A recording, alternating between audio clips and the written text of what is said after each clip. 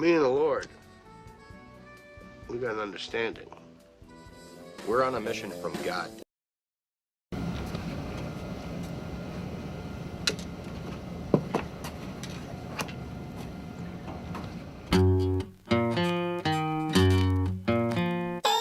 They say I need some Rogaine to put in my hair. Work it out at the gym to fit my underwear. Oakley makes the shades to transform a tool. You'd hate for the kids to think that you lost your cool. I'ma do the things that I wanna do.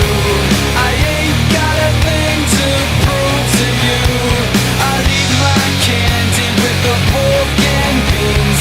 Excuse my manners if I make a scene. I ain't gonna wear the clothes that you like.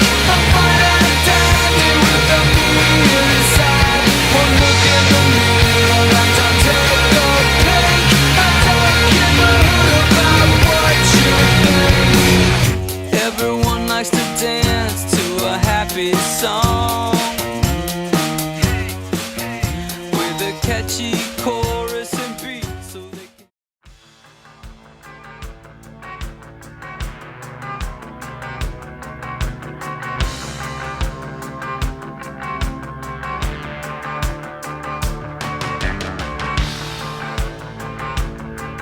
Ladies and gentlemen, boys and girls, welcome to the Pork and Bean Show, starring two of the world's foremost ascended disasters, Pork Cunningham and the world's handsomest man, Frank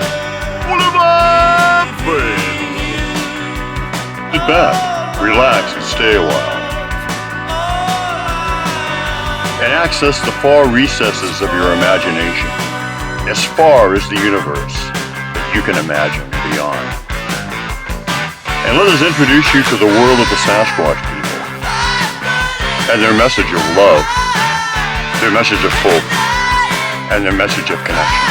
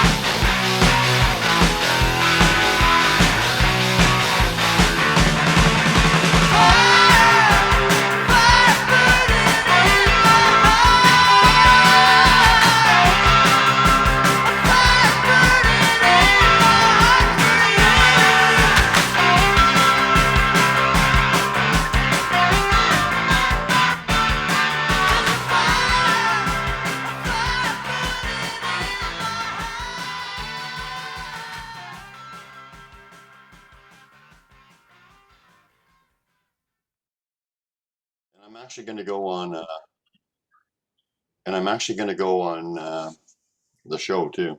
Oh, what do you want me to put on this? You always give me heck. Just put his full name on there. What? And put his name first, and then Pork and Beans. Or I don't care what you do. Do whatever you want, as long as he's got his full name on there. Well, okay.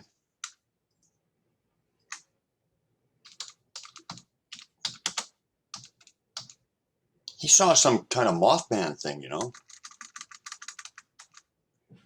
You got what do you call it? You could say William Henry live on Pork and Bean Show. That's always it. Okay. That way, people people like the name first. Okay. I like him. He's got good energy. Yeah. Yeah, he is. He does seem like a nice guy. Disgusting. Most groups have this thing. Hey, we're going live, so let's pretend we're I professional know, here. but most groups have about, discussion, and announcements. Underneath the banner. But our group has about and disgusting and announcements. So I don't know why they misspelled that on our group. Disgusting. Yeah, instead of discussion, we have disgusting. What? Say that again. Hi, everybody. We're starting a little early here. Say that again, Beans. What's our announcement say? I'm Frank Oliver Beans, the world's handsomest man, and this is my co-host over here. If I could get my thumb in his ear. You could call me cohort. Cohort works too. The disgusting. Cohort works. Cohort makes it sound a little bit like we're a little bit. The master of ceremonies. You know, cohort makes it sound like I've got a little bit of evil. You know, like a little cohort, little villain to me. You could be an escort. Are you a male escort? Could have been. I mean, you know, we both could have been. Look at us, for Pete's sake.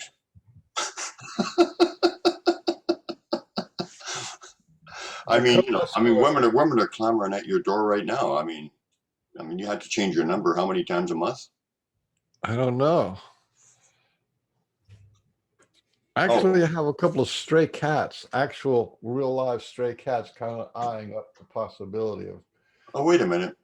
Yeah, maybe you don't have to change your number because you never answer your phone. So. Well, I have a high-tech phone, man. It doesn't always tell me what to do. Not only that, I told you I can't call you because Let me see that phone. Oh, look at this. You're Canada. Yeah. We got the same phone. I know we got the same phone. Except yours is all dirty looking and mine's looked like it's never been used. Now look, I don't even have the battery case thing on the back. Yeah, it's been a good phone, but it's my emergency phone. But I can't call you because you're in Canadian. I'll tell you what. You want to piss off? You can call me, and then I could ignore you. Well, that's what you've been doing. Because all I ever get is your car. Yeah. What do you call it? It'll run out, and I tell him I don't have a car. Like I called you about 20 times, and I think he answered by mistake once. Yeah, I would have called you today, except I can't call you, so it doesn't even ring for you. No. Anyway, how's everybody doing in the group today? We're going to have William Henry on. It's going to be pretty interesting. William Henry is a pretty amazing guy. I'm looking forward to it. Me too. He spends a lot of time in the woods, and which I don't do. You do. You're the world's most experienced woodsman, wood stomper. Yeah, I'm in usually. I average about twice a day. Sometimes I go in 3 times a day. Look at that! Look at that! Like I go out and look at my front tree about 4 or 5 times a day. Oh, that's kind of like the same thing. I see squirrels on there. There was some nice squirrel activity this morning. One squirrel was going. I thought that should be reported. Reported or recorded? Reported. A report to the people. I saw a squirrel. Hey, what was that? What was that announcement you were talking about? We're disgusting, or how did that go? You know how you have these things like announcements and media and members underneath the banner, so you can like link. And then the main one is discussion, which gives you what everybody's talking about where you put posts. but ours doesn't say discussion. It says disgusting.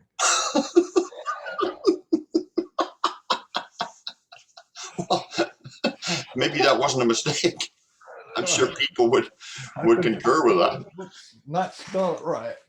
Say that again. Read it out? Read it out. I want to hear how it goes.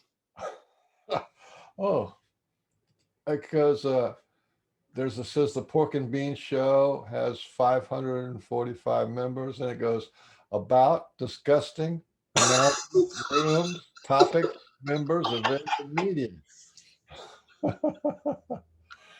Pork and Bean Show. We reject your reality and replace it with one of our own. That's right. We just if we don't like yours, we'll just make up one of our own. Yeah. Most people's reality is kind of boring. Yeah. Monsters in the woods. If you've heard all the stuff. How can you do monsters in the woods? You know, they don't have any Bambi, just monsters. If you heard all the stuff that was going around in my head, you'd think most people's stuff was boring. That's for sure.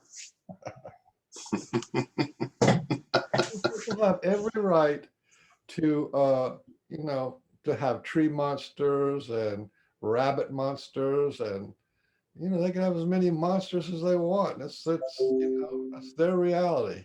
Even God can't keep them from seeing monsters. Uh-oh. We got a technical difficulty. I just got a message from William Henry saying he's having trouble. So tell him to struggle. That's all you got to do. We'll just keep up the banter. Oh, I read it wrong. It says discussion. I thought it said disgusting. We should change it to disgusting. I like that. Disgusting. See if I can find our guest. No, see if I can find where we are on. Well, look, here's William Henry live on Pork and Bean Show. Professional. Thumbs up. Well, I mean, hey, you finally talked me into doing it correctly before I screwed it up, because you've always got something to critique me on. All I want you to do is get up to minimal average. That's kind of hard for me to get. Nothing about me is average. You know what I'm going to do? I'm going to let you, and through all the people with your amazingly good looks, being the world's handsomest man, I'm going to see if I can figure out something with William Henry. Why don't you tell us the story? I think it was in 2014 or 2014 that my friend Ray Hernandez. What are you doing? Are you going to go make coffee or something? No, I put it on mute so that I can go to Facebook, and I'm going to try to figure out what's going on with our guest. Okay, then I'm going to tell a story. In I think it was 2014 or 2015, my friend Ray Hernandez was driving down the street in Miami, Florida, and he got taken up to a craft. And then on this craft, in this like matrix reality, he saw this thing that looked like a ship's wheel, which is a circle with like spokes in it. And each spoke had things like near-death experience, out-of-body experience, contact with ETs, near-death experience, and channeling and remote viewing. It had all these different things on it, right? And they said, we want you to study this and show how. Oh, look, Greg Yost is there. Hey, Greg. And good morning, Greg. Anyway, so the ET people wanted Ray Hernandez, who was a tax attorney. They wanted him to study the psychic phenomena of contact. And so he calls up this lady named Mary Rodwell, who's a world famous researcher on ETs and star children and stuff like that. And she says, oh, I think you should definitely do it. If the ETs want you to do it, you should do it. So she has one of her friends call Ray Hernandez, and the guy's name was, what was it? Dr. Rudy Shields. And Dr. Rudy Shields was an astrophysicist, the head of the astrophysicist department at Harvard University. And and he, he's one of these guys who looks in telescopes, and he said, "Yeah, definitely we need to do this, and I'll help you. I'll be on your team." And then he said, "I'll get you in touch with my mentor." So that was the first day, and then the second day, his mentor, Dr. Rudy. Oh yeah, I forgot to say that Dr. Rudy Shields is the #1 expert on black holes in the world. So these guys are not slouches. Then then he says, "I'm going to get you in touch with my mentor." So then the next day, Ray Hernandez gets a call from Dr. Edgar Mitchell, who has a whole thing called the Ions Institute, which is all about psychic phenomena. And Dr. Edgar Mitchell says, "Yeah, I'm all into it." So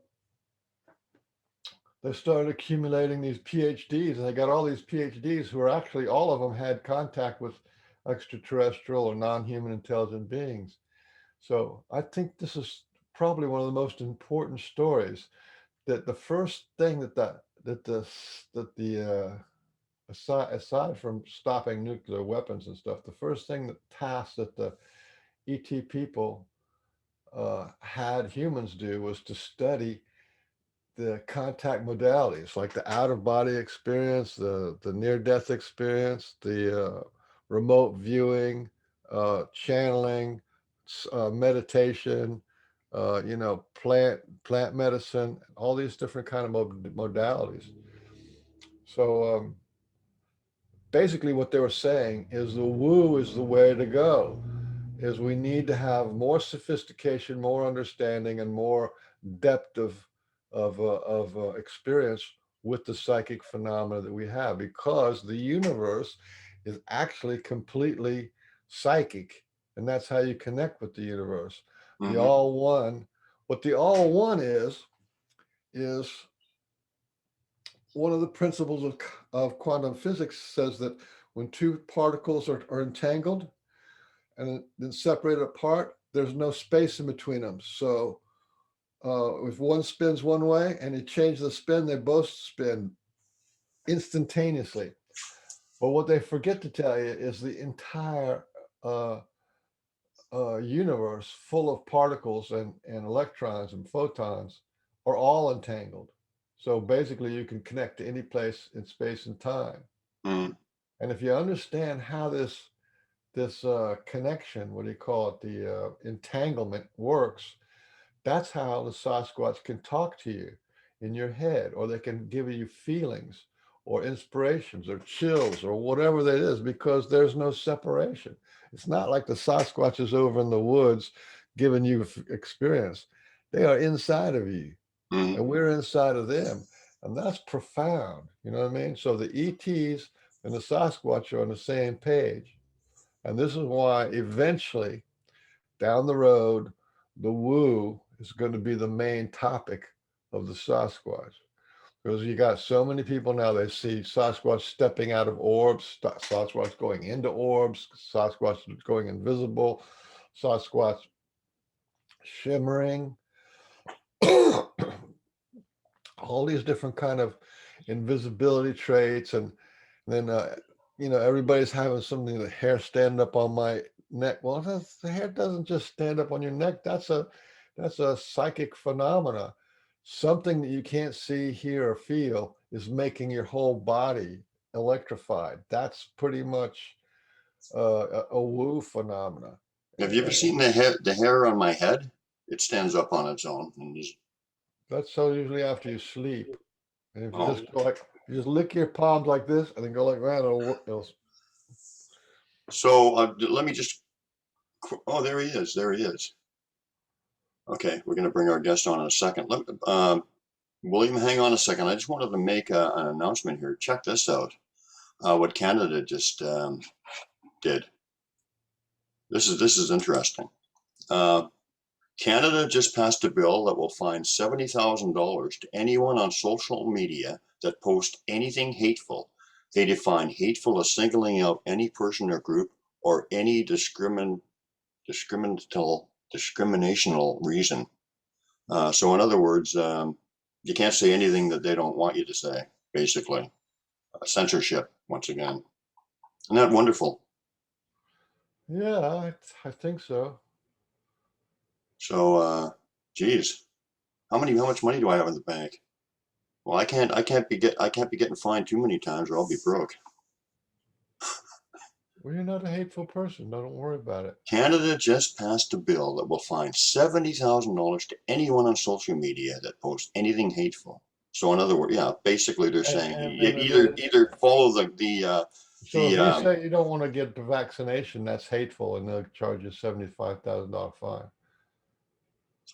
yeah. Basically, what they're doing is Or if you say, either say what we want you to say, or we'll get our prime minister out of there because he's a Fruit Loop. You can't say that because you get a fine. So they just open the door to censorship. How about that? That's nothing good about that. Sounds good, but it's not good because they're the ones who say what's hateful or not. look. Basically, the agenda that they're pushing, anybody that basically they're just saying that anybody who speaks out against it, or even like maybe the cure for the world. If anyone speaks out about that, I guess that will be considered hateful. So Well, they're basically, digging they're up just dead Indian. They're digging up dead baby Indians and children all over your country and all over our country too. And if you said something like they should burn down the Catholic schools that killed thousands of kids, that would be hate speech. And then you get $75,000 for saying that the Catholic Church should be burned down for killing so many kids. no. That's okay. That's Speech. okay. That's okay. Trudeau, our Prime Minister, Trudeau.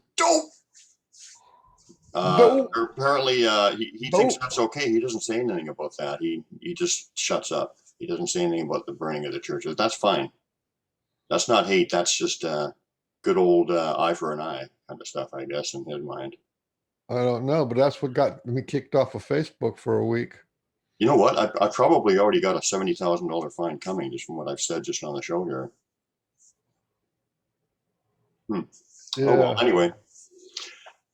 Well, we're disgusting. I mean, we're supposed to be discussing, but we're disgusting things. We're disgusting things. We don't discuss. We discuss. We discuss. So we discuss so much that we're disgusting all the time. Anyway, you know what? Before our guest leaves, maybe I'll bring him on.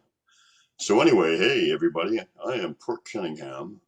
I'm here with my honorable, distinguished cohort and cohort, the world's handsomest man, Frank Oliverbaines. We're the equine community. We're co-horses.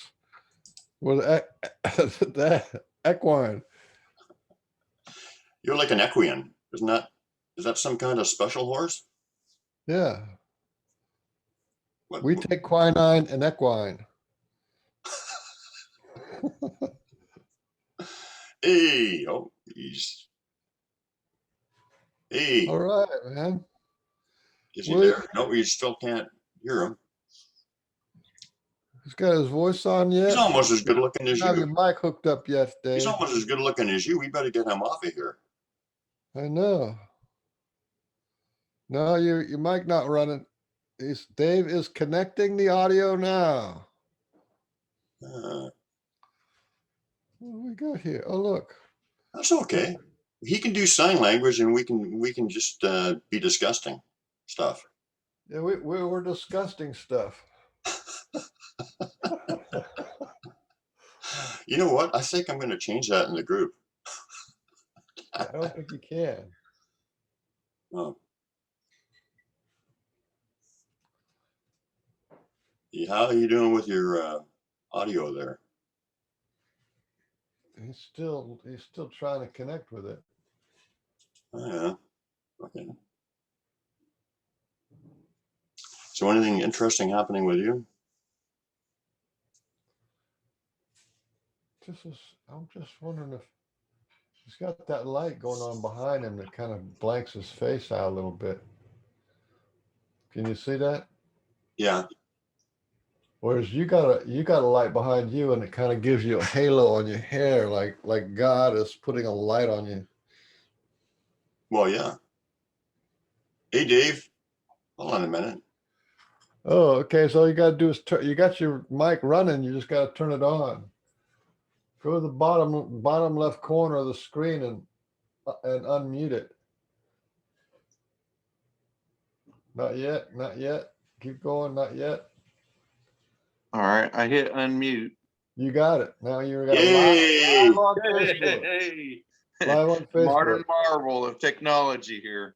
Welcome Wow. to We were just discussing It always things. starts with a struggle. We were just discussing things until you came on. Yeah. Disgusting things. Yeah, we're discussing things. Disgusting things. We have a lot of discuss. There's a lot to discuss. A lot of disgusting on our things. show. You know, people don't respect us enough, Beans. They got to realize that we are the premier ascended disasters. I think it'd help if I had the app installed before I tried opening it. Opening the link. I think that was my problem. Sorry. The first few times it takes a little bit to get them going. Oh, that's Yeah. okay. We actually had a little bit of silliness. We had a history That's lesson on the ET and Sasquatch connection just before you came on. Dang, I missed it. Oh my gosh. I might Hey, get well, on and check check it out. Check it out on the it. Replay. Pork and Bean Show plus Yeah. Sasquatch BC: The True Story when I do my YouTube edit. See, Beans? The world's greatest. The world's greatest. World's greatest. Greatest See? YouTube channel. You We get finally- as many you 65 or 70 views. We do. We what? We get as many as 65 or 70 views. Sometimes on some of our best shows, we get 100 views on YouTube. Wow. Yeah, it's big business. We're having a lot of competition because everybody and his brother wants to talk about Sasquatch. And I want to talk about Sasquatch. Yeah, I do too. I enjoy them so much, But man. but the thing is that the thing is if you're not in my opinion, the subject of Sasquatch starts with the woo, because if you're not acknowledging that, and you're not learning anything, man, because that's Love where is all the woo. information is. Love is Yeah. woo. You gotta love the woo. Gotta love it. Gotta love That's it. where it starts. It starts with the love. Definitely. It does start with the love, and then the woo is just like icing on the cake. Yeah, Hey, it really we should have a love boat cruise. Sasquatch love woo cruise or something. Sasquatch love boat. Yeah. Yeah. I'll sing the theme song, and we can have That's why we Captain got Captain Beans. We're disgusting because everybody knows that they're just apes and that they're monsters. So Right. disgusting hippies. Right. Yeah. Well, we got to be doing a lot of drugs or something, because none of this stuff is real, from what I've been told. Remember, Christ was considered radical or extreme, Right. because he talked about love and stuff. Hey, Christ does not mind working with the Sasquatch, because I've been learning how to do healings, and I called them all in, and they were working together quite well. Wow. Oh, healings? Oh, yeah. Well, I think Christ might come back as a Sasquatch. He did say, he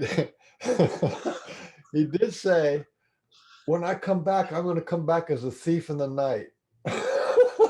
And who comes around like a thief in the night is a Sasquatch people. So there you go. He might come back as a Sasquatch. He might. He might.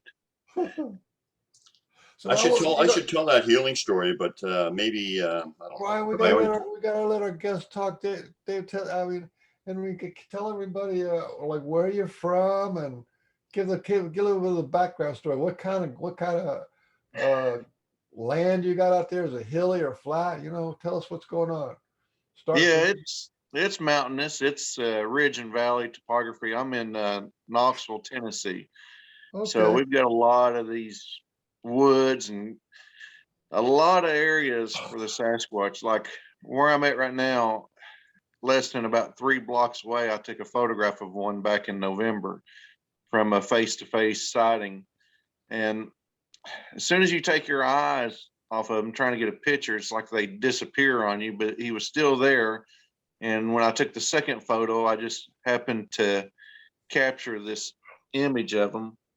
And when you go back and you do like a follow-up investigation, like I called Janice Carter, and we went back that following weekend, and we did this follow-up investigation, and you find out there's more than just Sasquatch and Bigfoot that's out there. Like there's other cryptids also, you know. And we saw some deer-looking creature, you know, jumping through the woods, through this brush. And when I went up to try to flush it out from behind, the thing just turned invisible. And it had these little fuzzy lines that retracted outward into the outer edge, and then the outer edge completely disappeared. It looked like a thin black line around it. Wow. And I could hear the movement on the ground, so it was still physically there. And I thought to myself, well, that didn't quite go the way I planned, you know. Wow. So I turned around and started So you walking back said out you of the actually woods. saw a deer that went cloaked. Well, or it was was invisible or it was something. like a deer, but it was black with a gray stripe down the side and a white belly. So, you know, my thought was, well, maybe it's just some dog or something from these apartments, you know, down behind them in the woods there. And I wasn't sure what it was. We couldn't really tell what it was. I've never seen anything like this. So when I ended up going back in there and ran right up on it, it totally cloaked, it totally turned invisible. Wow. And Janice was filming at the time, and you could see something like what she calls shimmering, where it almost looks like it's underwater.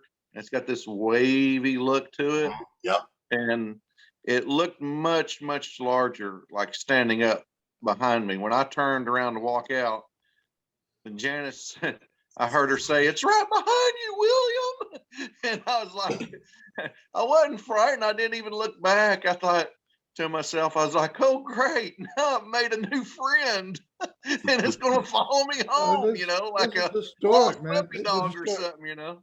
Right You know, here some on new the cryptid. show, you found a brand new cryptid. Yeah, found a brand new cryptid.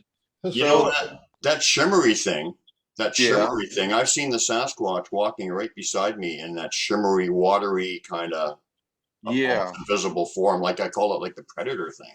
That's interesting. Yeah, it is. It looks very, very much like that. Yeah. Hey, is it too previous early to sightings have, is it too early to have a beer? It's like 9 a.m. Is that too early? Probably not. It's not too early. I'm just joking. I've had this beer for like 6 months. Wow. I haven't even, I'm thinking of giving it away to somebody. I don't really drink. But anyway, you know, I wanted to get back into how you got started and everything, but there was one, but there's one story that I wanted to bring up right off the bat that I thought was amazing. You're saying you saw something that was like the Mothman. You want to tell us about that? Oh my gosh, that was Sunday morning, last Sunday. You know, Saturday night into Sunday morning. Sunday morning coming down. Remember that song? Janice came back from this Michigan Bigfoot conference where they had several, you know, really great keynote speakers there. And she had nothing but trouble all the way back. Like she had a flat tire in Cincinnati and she made it back to Knoxville and was running low on money. I kind of helped her out, and then her battery had died at the gas pump. But we started talking to this gas station attendant there while we were waiting to see if someone had some jumper cables to help get her car started. And she had give money to Dr.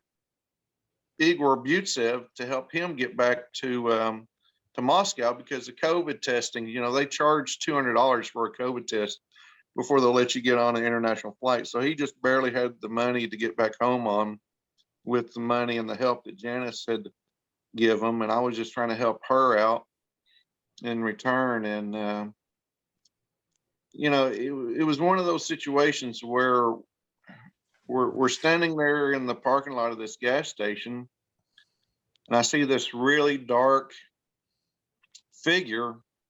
And I said to Janice, I said, did you just see that when it ran across the parking lot? And she's like, no, what was it? Because we've had several sightings together and encounters enough to where now we tell each other, if you see something, say something, even if you think the other person is going to think you're crazy, at least let them know that there's something going on there. So I told Janice what this appeared to look like. And she told me, she says, you cannot tell people you saw a Bigfoot with wings, they will laugh at you. I mean, it was like the most bizarre looking thing I've seen. And quite frankly, it looked really rather demonic. It was very black. It was blacker than the shadows, at night in the parking lot there even. But it sort of stood out. And I had a good enough sighting of it to see that its wings weren't like angel wings at all. It looked more like bat wings or dragon wings. And the way the wings were, they were completely wrapped around its body.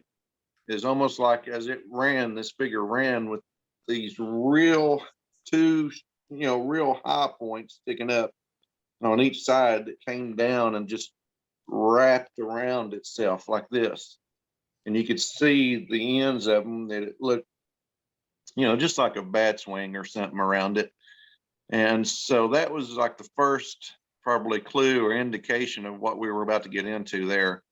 And from there on, it just turned really strange, really paranormal type of encounters, or maybe even woo, I don't know. But we started talking to this gas station attendant who told us her daughter, when she was younger, could see ghosts, and that there was these children that were there that would come in and toss cups around inside the store.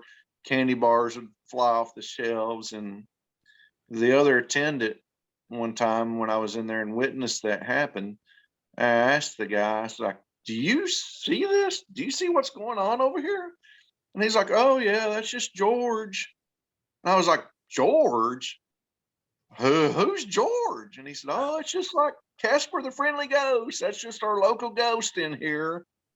And they were just so numb to it. It was just so casual of a thing. It was like they don't even acknowledge it. And when I said that to this other attendant, she said, yeah, she said, if you acknowledge them, it gives them power to harm you. And I was like, what?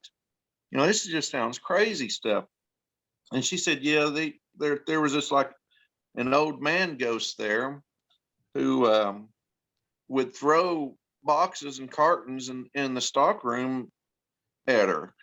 And I was like, this is just totally freaky. This is just totally demonic, or something evil, or something's going on here, or something more than just Sasquatch, And I was sitting there talking with Janice, and she picked up on it right away. She said that this spirit or this entity, whatever was there manifesting itself,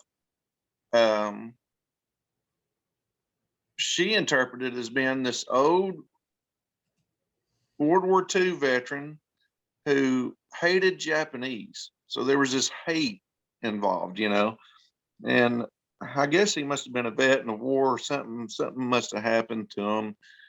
And then for some reason, this spirit or this entity was hanging out there at that gas station. So, it's not just the cryptids and the Bigfoot. You kind of get into a little bit of everything, just out meeting and talking with people. And there'd been a sighting right there at that gas station of a dog man that Janice and her daughter seen one night. And I know that there's Bigfoot in that area because less than a mile from there, I had a sighting of one that crossed right in there. So you got all this strange phenomenon that's associated right here in this one area in East Tennessee, right here in Knoxville, actually. And so I was just like jokingly saying maybe all this craziness that's going on is what's attracting these dog men here to Janice, because there was like illegal drug deals going on in the parking lot. I mean, it was like a bad end of town that wasn't so bad. It was just, there was just a lot of bad people around, it seemed. So I was concerned about leaving her and her daughter there to try to go find jumper cables. Even the police that stopped in didn't have jumper cables with them. Like nobody had a set of jumper cables there. So we were there for like hours talking to this attendant about all this crazy stuff that goes on there. And I never did get to share with that attendant the sighting I had earlier that night.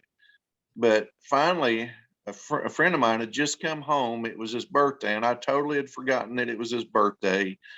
And I called him to see if he had jumper cables, and he said, "Just hold on, I'll be there in a minute." So he leaves about 2:30 in the morning, comes out with some jumper cables and jumps Janice off. Well, he started just blessing Janice out up one side and down the other like you would scold a child.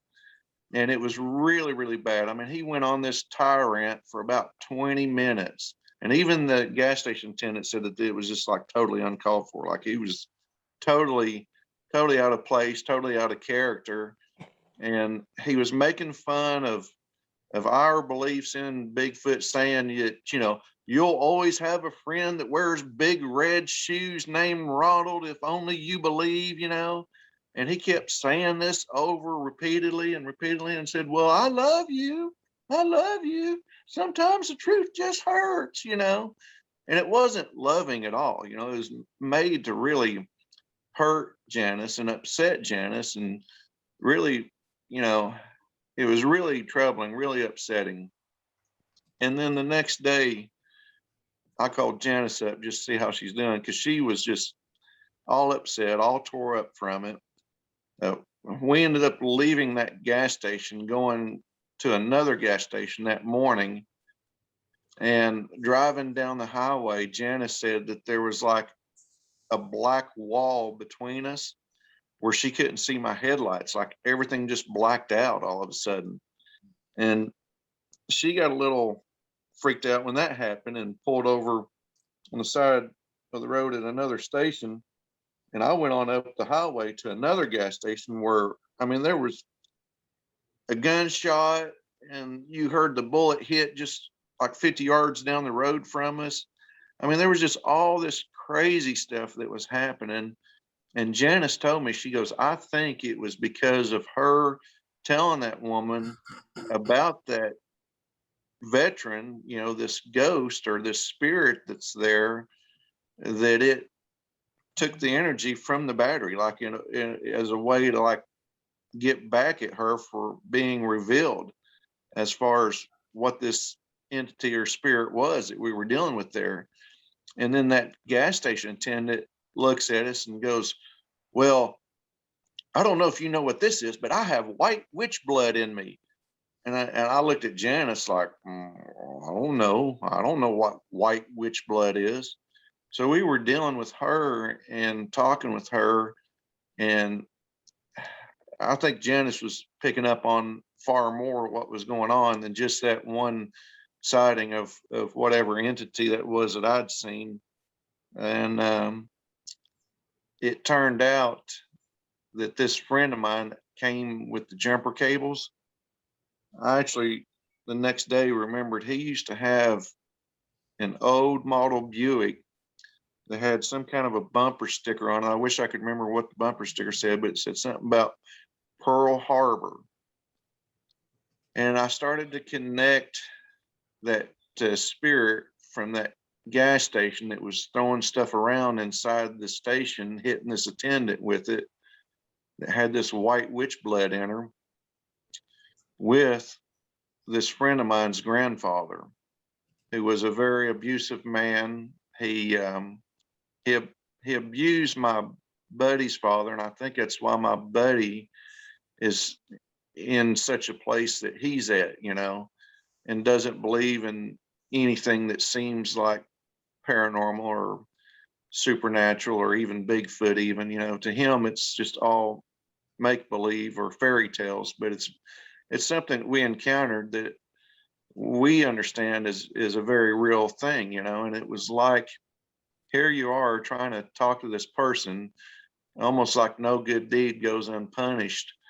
And And unfortunately, I think it really was that spirit of this grandfather who I'd actually seen photos of him, and he was a insurance businessman, and apparently he was some kind of a political, what would you call those people? People that go Activist. to Washington and petition Activist. politicians. Activist. Yeah, he was one of these Washington insiders that a lobbyist. Yeah, Okay. he was a lobbyist for the insurance industry, and he had pictures in the downstairs basement of his grandfather's home of having social drinks, nightcaps with Ronald Reagan when Reagan was president. And the thing I found so interesting about that is that Ronald Reagan was never known to drink, but yet here he is having social nightcaps with this guy.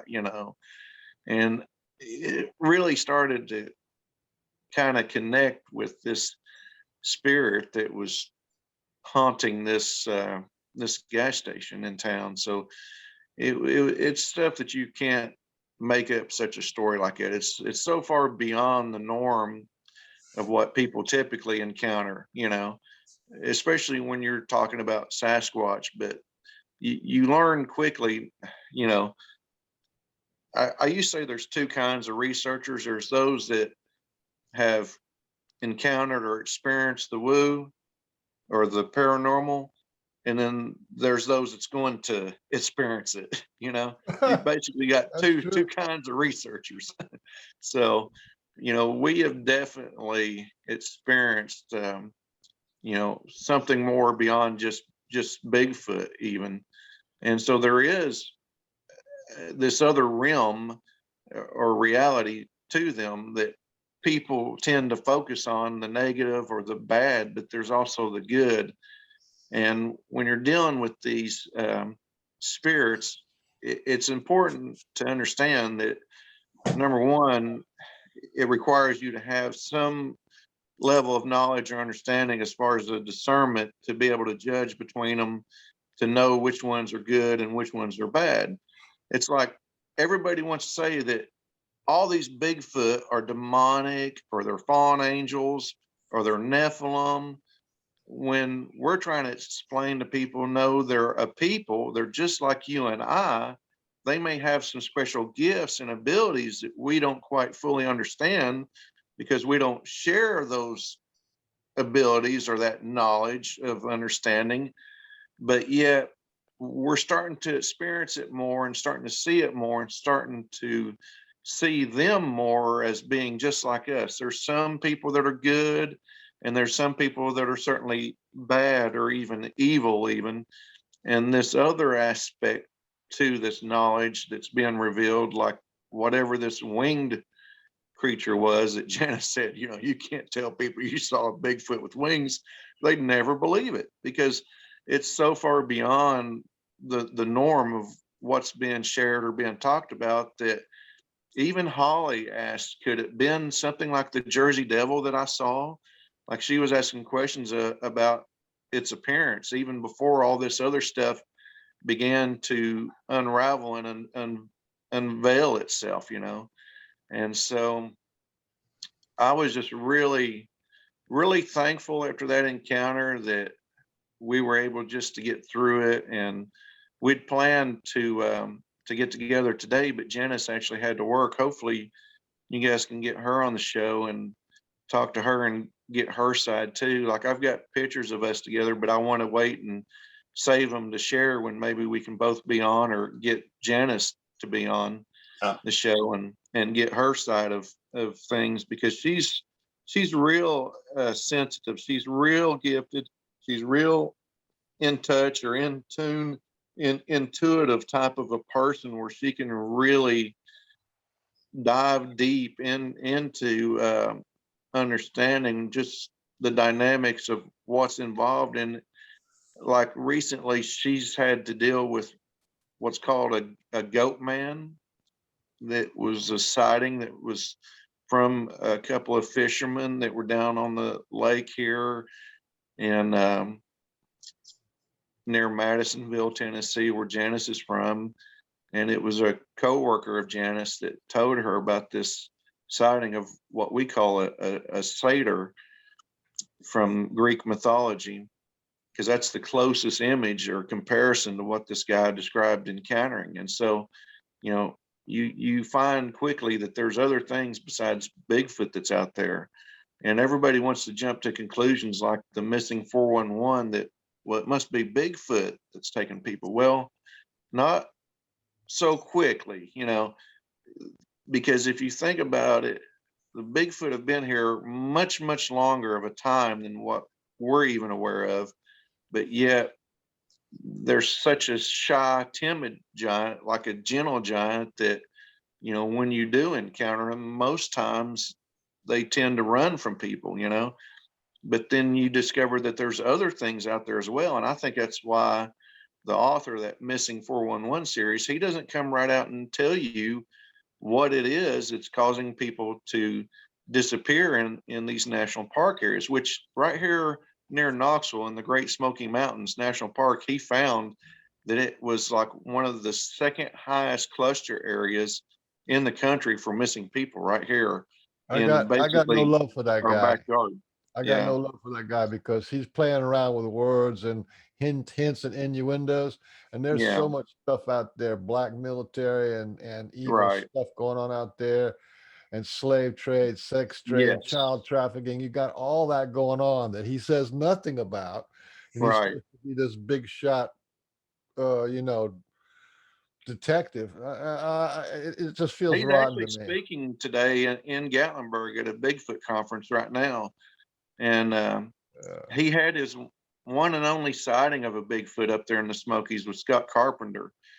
And so it's really interesting because I think for him there's still a lot of unknown. And when you dive deep into the subject, you start to see certain similarities. Like right now we've got a full moon out that's just been super bright, super from orange to bright yellow to almost a red color.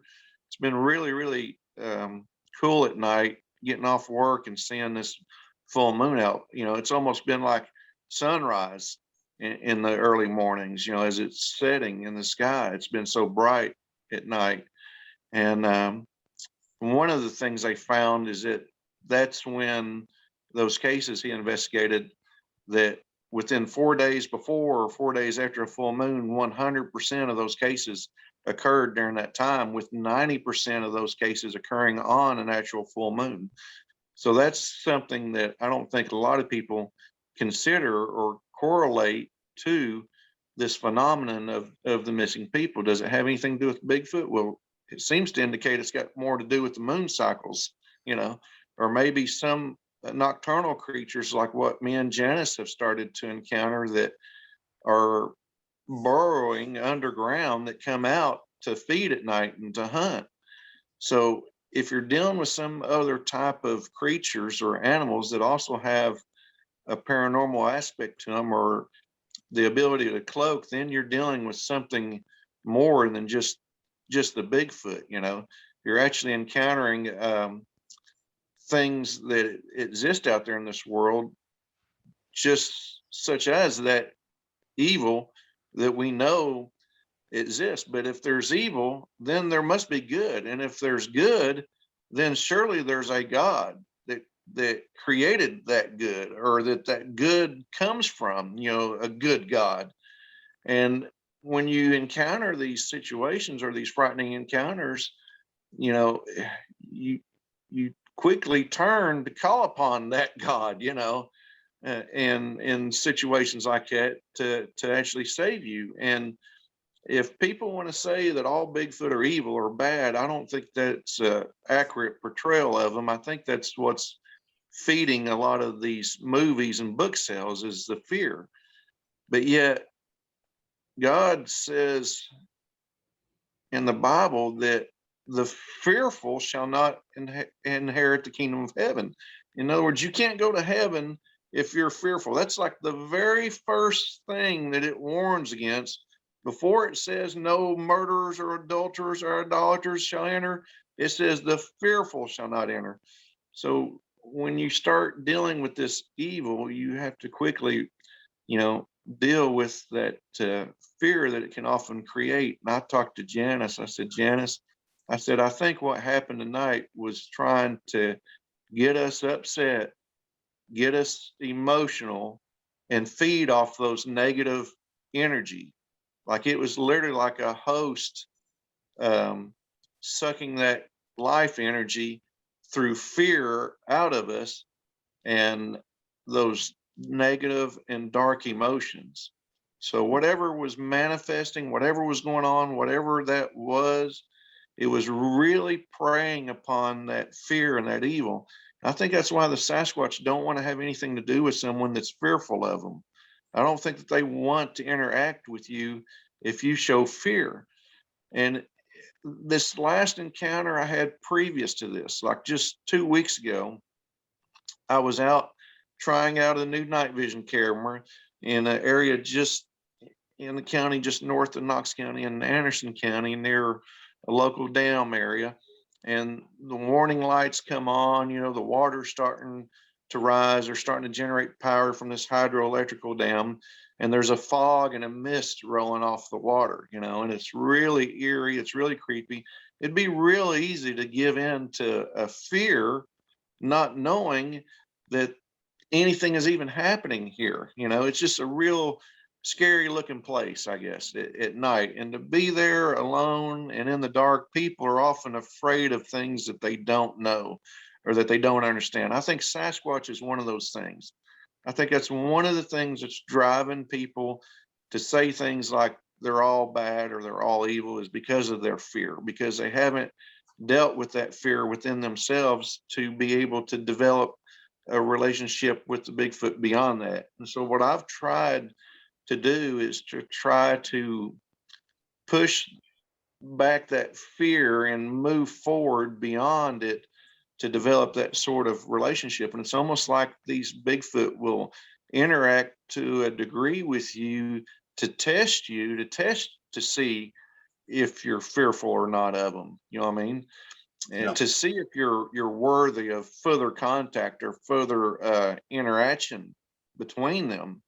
And I've gotten some good interactions with the Bigfoot, and you can kind of know what you're dealing with is actually like a flesh and blood being versus some principality or some force of darkness or wickedness, like this sensation that we had of this guy's grandfather that was a very cruel man, And I think when you start to have that discernment to really pick up on what's good and what's bad, because let's say there are bad Bigfoot that are demonic or evil out there, you certainly don't want to interact with one of those.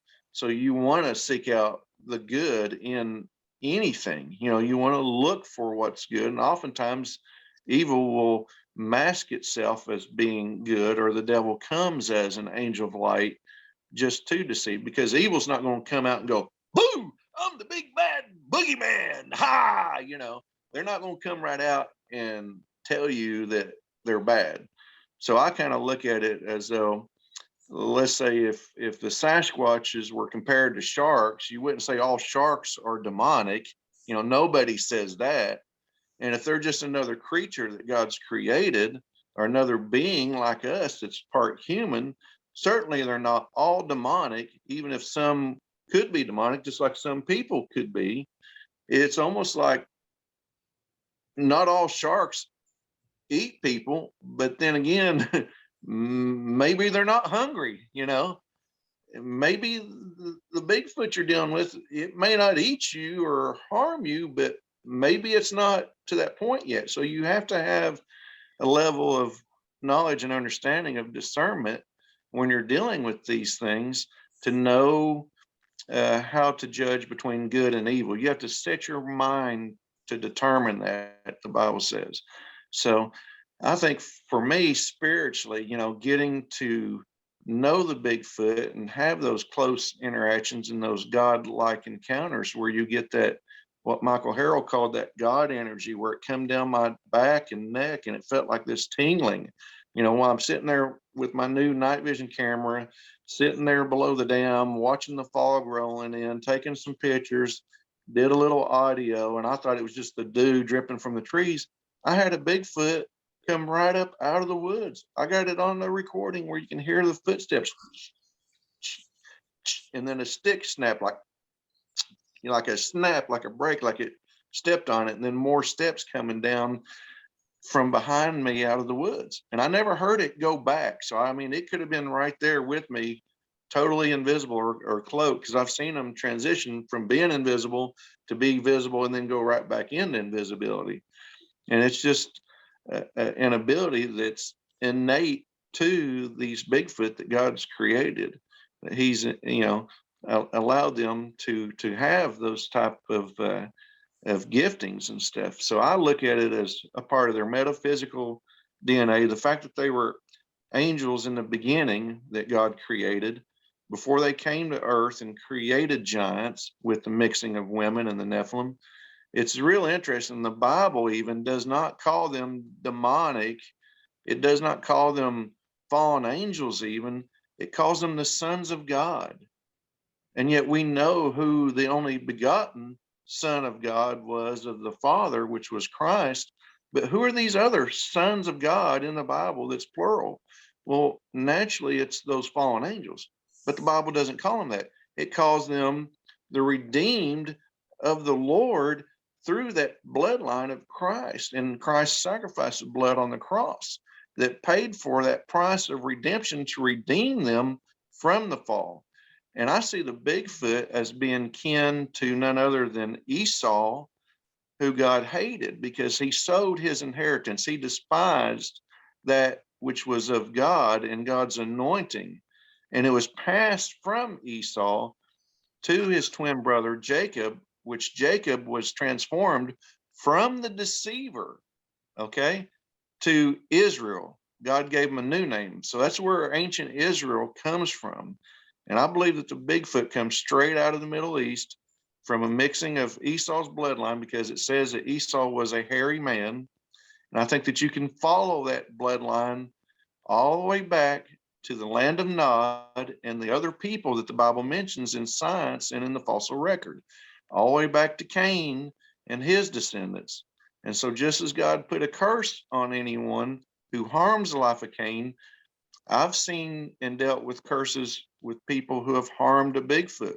So I'm not out looking to kill one of these things. I'm not looking to harm one when I'm out researching and searching for them. I call it hunting, but I'm not actually looking to hunt one like you would hunt a deer, I mean, good gosh, that would be the last thing. At some point, I want you to go into Yeah. in depth about that, where you felt like the cold water was being poured on you. Go Yeah. in depth about that, because that's number one, that's really historic, and number two, that's miraculous, because I know from my personal experience with God men of India, with the holy men of India, that I've been around them. The world's most holy men can do that for you. And if people cannot make the connection between Sasquatch also have this holy ability to transform life, God is the living God. God is the God of life. That's what he says, right? But to be able to transfer life into another man, right, life energy, that needs to be told. Yeah, that's pretty powerful. I wanted to make one. Can I make one quick point before I forget it? You were talking about God. God says you cannot go into the kingdom of heaven with fear. Well, right. When I experienced my love zap with the Sasquatch or whatever, there was no fear there. So so there's a connection there. There is a connection there. They are trying to bring us around to where we have no fear. Right. So that we, there is a definite connection there. Right. And if you're just focused on all the horror and the movies and the, tabloid magazines that sell Bigfoot, I mean, well, I'll tell anybody out there that I've had thousands, I've had so many experiences with Sasquatch people. and I've never had a bad one because Right. I've just never had a bad one because I've had some frightening encounters, and I've been scared before. I admit I've had to deal with fear well, of they them. tested me. They tested me, Yeah. like you said. One time I Yeah. was out there and I got a great big huge that sounded like two semis colliding, like Wow. boom, like it was just like whoa, and I just jumped or Yeah. whatever. But I started laughing Yeah. and I said, okay, they're testing me, and I said that was Yeah. fun, that was cool, guys. But Yeah. but that was just testing my fear because, like you said, they don't really interact with you in a state of fear. Right. Right. Or at I, least they might they're not going to I teach you mean, anything or have a relationship with you if you're I afraid. also, I also look at it like this: if they are truly something that is good, why would they want to have something from us that is fearful of that if they are truly good? In other words, if we're fearful of what's good, then they don't want nothing to do with that because it's bad. It's bad for them Right. to interact with someone that's fearful. Imagine someone that's scared out in the woods with a weapon that could harm them. They're not going to want to come around or interact or do anything I, with I've always that said, person. I've always said they Yeah. will only interact with somebody with an open heart and with if you don't have an open heart and they can't connect with you on that level, they're not really going to show you anything. If you've Right. got fear or you're not ready to, yeah, I mean, yeah, that's I, that's why I, these I, guys who are going around talking about them as monsters and stuff all the time. They're not right. getting it. They're Right. not getting it. They're not getting anything.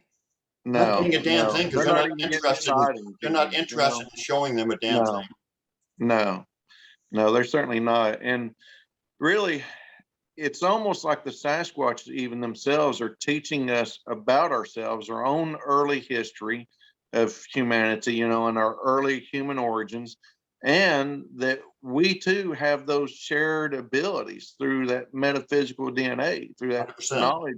100%. Yeah, yeah, it's really, really what I call the truest sense of enlightenment, because it's an enlightened knowledge that you get from experience, and it comes from that shared knowledge that they are revealing to us in ways that they demonstrate those abilities.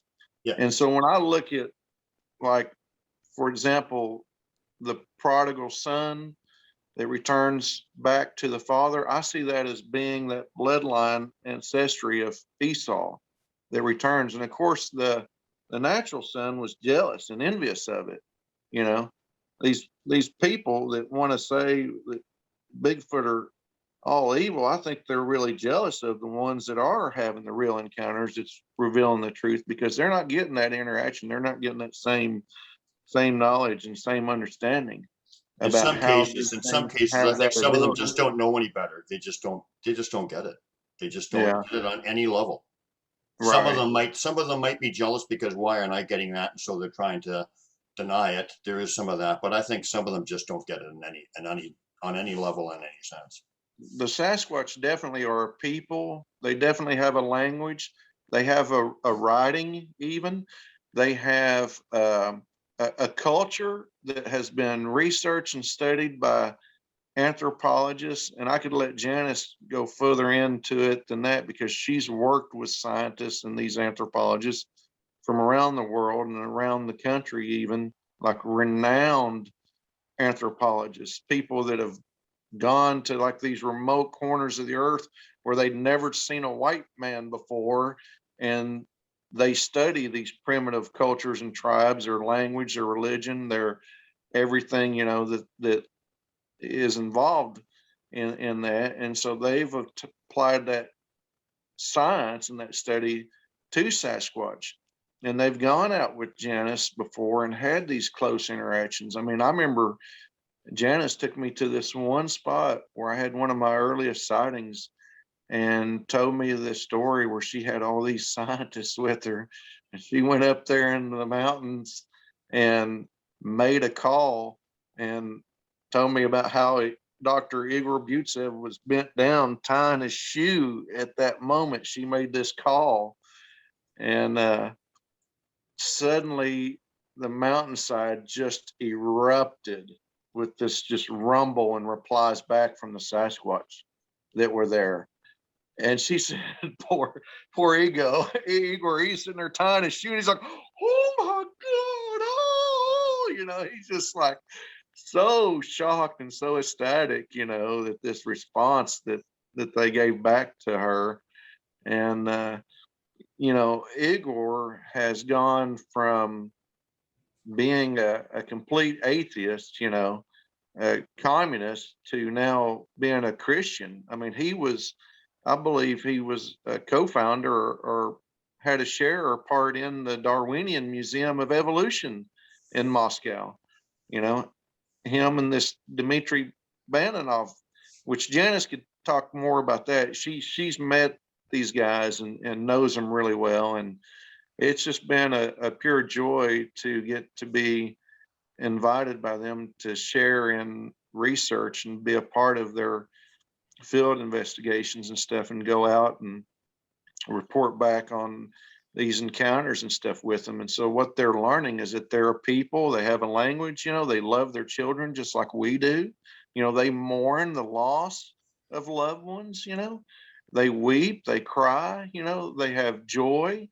I mean, they go through all the same emotions and feelings and thoughts that we have, and maybe even more. We think of them as being primitive because they don't use fire, but yet really that's advanced because we require it. They don't. They've evolved a different path to where they can eat and live and survive without it. Their bodies have, abilities to cope with everything in the environment, the parasites, the bugs, the poison ivy. I mean, they are pretty much built for this planet. I see them as being more terrestrial. They're more adapted to go out in the harsh climates in the winter, with their fur coats that they wear, the hair that protects them and stuff. We don't know for sure that they can't start fire, though. I mean, that they don't have fire. I mean, they have started fires for me. Yeah, they've actually let me firewood and started fires because I was thinking, well, I think I'll stick around and start a fire, and couldn't find any wood, and all of a sudden there's a fire going. I found a little trail marker that they had made with some sticks, like a little miniature teepee. And at the top of it, they took a piece of aluminum foil and wrapped around it just to like highlight it, just as like a bearing or a navigation aid. And it was right along some power lines. Well, you cross those power lines where it crosses the road there, and about 100 yards away, there was a campsite with campsite grills there. So right there is where they got the aluminum foil from. So if they can go to a campsite and get a piece of aluminum foil and use it as a trail marker, then certainly they could go get an ember from a campfire left smoldering overnight, or pick up a log that's still burning and carry it and use it for fire if they need to. But I've seen evidences of them using fire. And one example was they were trying to burn the end of a stump that was just covered in mud and dirt. And it didn't really take the flame very well, but it's like that was probably their level of understanding of how to gather these things. And you'll see sticks and stuff gathered together like they're preparing it for a fire, or these stone rings that I've seen in the woods that look like, campfire sites, but there's no evidence of fire in them. That Kelly Kinder, one of the workers, a volunteer at the McClung Museum of Natural History, told me that those are actual burial sites. So I've actually come upon these graves that I believe are actually Sasquatch graves, where they've left these offerings of sticks and things around these stone circles that she told me dates back in this area to woodland and Mississippian culture. So that's really, really interesting to connect this modern activity of the Sasquatch, gathering stones and placing them in a circle, with the same cultures of native peoples from thousands of years ago. Yep. So I'm starting to see a picture form of the Sasquatch having been here long ago, maybe even before modern humans, as far as Native Americans came here, that they were here. So The they're circle is definitely, the circle is really, really important to them. I yeah, find so many glyphs like of amazing circles and whatever. It's it signifies connection. Yeah, they're big on that, and they do a lot of it with stones, a lot of it with sticks and glyphs and whatever. So you're right, there is that connection there. yeah. It's really great to follow it up with the anthropology and archaeology. You know, one of the areas of my research and investigations took me to the Ohio River Valley, where you have this culture known as Adena culture in science. And it's really interesting about the Adena people. They were said to be on average 10 feet tall in these mounds that's dated back to like Mississippian culture. And also the Hopewell culture is connected with that. And so when they exhumed these 10-foot tall on average bodies, now some of them were certainly taller than 10 feet, and some of them were shorter than 10 feet naturally to get an average of 10 feet. But to me, 10-foot tall people in North America, that's giants. And they had actually um, blue eyes. The genes from the DNA came back that they had blue eyes with red hair. So you're not really talking about what we see as Native American people, you know, almost a pygmy race or a Polynesian or Pacific Islanders here in North America. You're talking about a people that when they studied that haplogroup of the Adena culture, it originated in Syria. You're talking about the Black Sea and the Caucasus region, you know. And so you're really dealing with the earliest of civilization that sprang up out of Mesopotamia and that area of the Middle East, you know. And when you trace it back through that bloodline ancestry of Esau and the fact that this Adena culture had copper artifacts buried with them, even artifacts made of bronze, then you start to see quickly that it's connected to the Bronze Age culture of both the Mediterranean area and in Europe and in North America at the same time. Even before that, they were mining copper out of mines in Michigan back during the Neolithic age. They found something like 9,500 years ago, these open pit mines. Well, you connect that back to Esau and his descendants that were known as Edomites because he went down and settled in that Dead Sea Valley.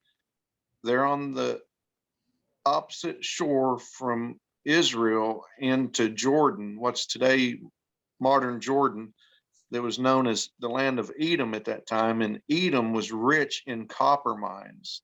So right there is your connection with your Adena culture and these open pit mines in Michigan with the open pit mining that was being done in Jordan. And during this Bronze Age, it's real interesting because at that time there was only one source for tin in the world, and that was found in the United Kingdom in mines there in Cornwall in Wales. So, how did early people come to North America? Before Columbus, there were already people here because he thought he discovered India, thought they were Indians and called them, but yet there was no known metal culture, and they were thought of as savages and as primitive people because they were using stone. But really, the building of stone, like the ancient pyramids, is really a modern building because it lasts. None of the buildings that we build today will last the test of time like the pyramids have, with earthquakes and floods and the erosion over time with the sand and stuff in the desert. I mean, you're talking about a building that was built more than 5,000 years ago, even, and it's still just as modern today as it was then. You know, the fact that we can't, with our technology today, replicate that type of a building is really an indication of these people being far more advanced in the earth back thousands of years ago than what we are capable of today. Because even some of these stones that they use in Baalbek, Lebanon, and in Jerusalem are such huge stones that are set in place that it almost indicates that the biggest crane we have couldn't move them, that you'd almost have to look at the possibility that it was giants that created this, a race of people that were certainly more technologically advanced than what we are, possibly even. And so, Or levitation or something, or some kind of exactly energy right, kind of thing. using some type of means of an advanced knowledge even.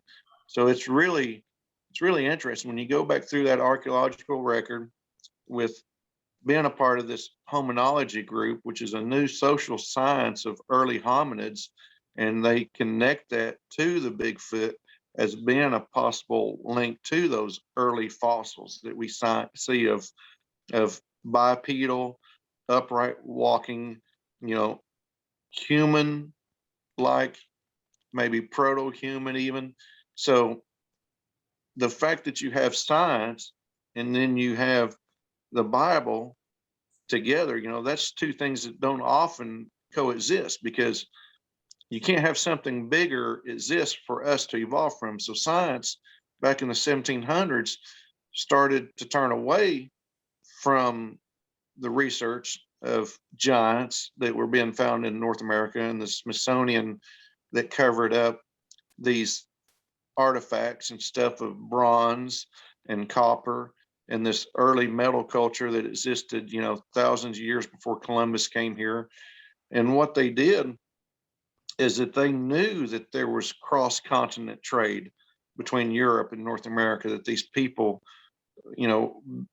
whether they were Neanderthals or what, they were able to migrate here and bring their art and their culture, their technology with them. Like, I'll give you an example. On the coast of France, there's identical flint knapping techniques as found in South Carolina. And that's some of the oldest, like this paleo type Clovis culture that they found. Now there's actually an even older style before Clovis in North America. So you're talking about the earliest human migrations, not coming across the Bering Land Bridge like what's taught in North America, but coming from Europe, from France over to South Carolina, and creating these settlement sites. So I think that the giants during the time of Joshua and the dispersion from the land of Canaan came to North America and brought that advanced culture and technology with them during that Bronze Age trade for copper, for tin from the British Isles, because of the influence of the Phoenicians even in North America. I believe that the Phoenicians sailed across the oceans, came to North America, were mining copper from Upper Michigan. And I think a lot of these signs and stuff, even like the ground stick signs, are like a carryover from way markers that they would have for overland navigation, just as they would use the stars at night to navigate the seas by. They use the stars and these other signs as a land navigation aid, just like that stretcher I found with the little bit of foil wrapped around it, just as a way to give them a bearing or a reference or a waypoint. So when I'm out looking for signs or looking to discover new areas where the Bigfoot are, I'll look for these certain clues. And it's sort of like you said with the circles and stuff. When you get in to the study of this, in nature, there's no true straight line and there's no true circle that forms naturally. And snipers are taught to recognize that. If you see a straight line or you see a circle, then it's not something that's natural. So they're trained to look for even the smallest things. Like they'll take guys out and teach them how to spot, and they'll have like a spoon in the woods. They'll have like a license plate for them to read back the number of the plate on, and they'll have something as tiny as a little screw for them to actually spot, the smallest little detail. So when you're out in these areas, I start looking for these little details and little clues, these little subtleties of the Bigfoot. And Janice has helped me in that a lot, just to know what to look for in some of the, it could be a snap twig, on a branch, or a little structure where they've taken and twisted the bark in a particular way and fashioned, little twigs together. And it's really ornate in a way, the way that they orient everything to themselves, to their own purpose, their own surroundings. It'd almost be like if you moved into a new apartment or something, let's say, and you're hanging curtains and hanging pictures and decorating furniture and stuff. It's almost like the Bigfoot go into an area and they make it their home as well. It's almost like you're in their living room in a sense. So when you go into these areas in the woods and you start to look for these signs, you start having these encounters with them. And I think that at first they're kind of curious about me, almost like, how does this guy know I'm here? Because this last sighting in November I had, he was real puzzled looking, real curious. But yet when we went back that following week, Janice and I, we actually had a shared sighting together of a baby Bigfoot there. So not only are we encountering other cryptids besides the Bigfoot, but we're actually there knowing that there's a mother close by. If there's a baby, there's got to be a mama that made it, So we heard these hoop calls and we think it was that mother calling the child.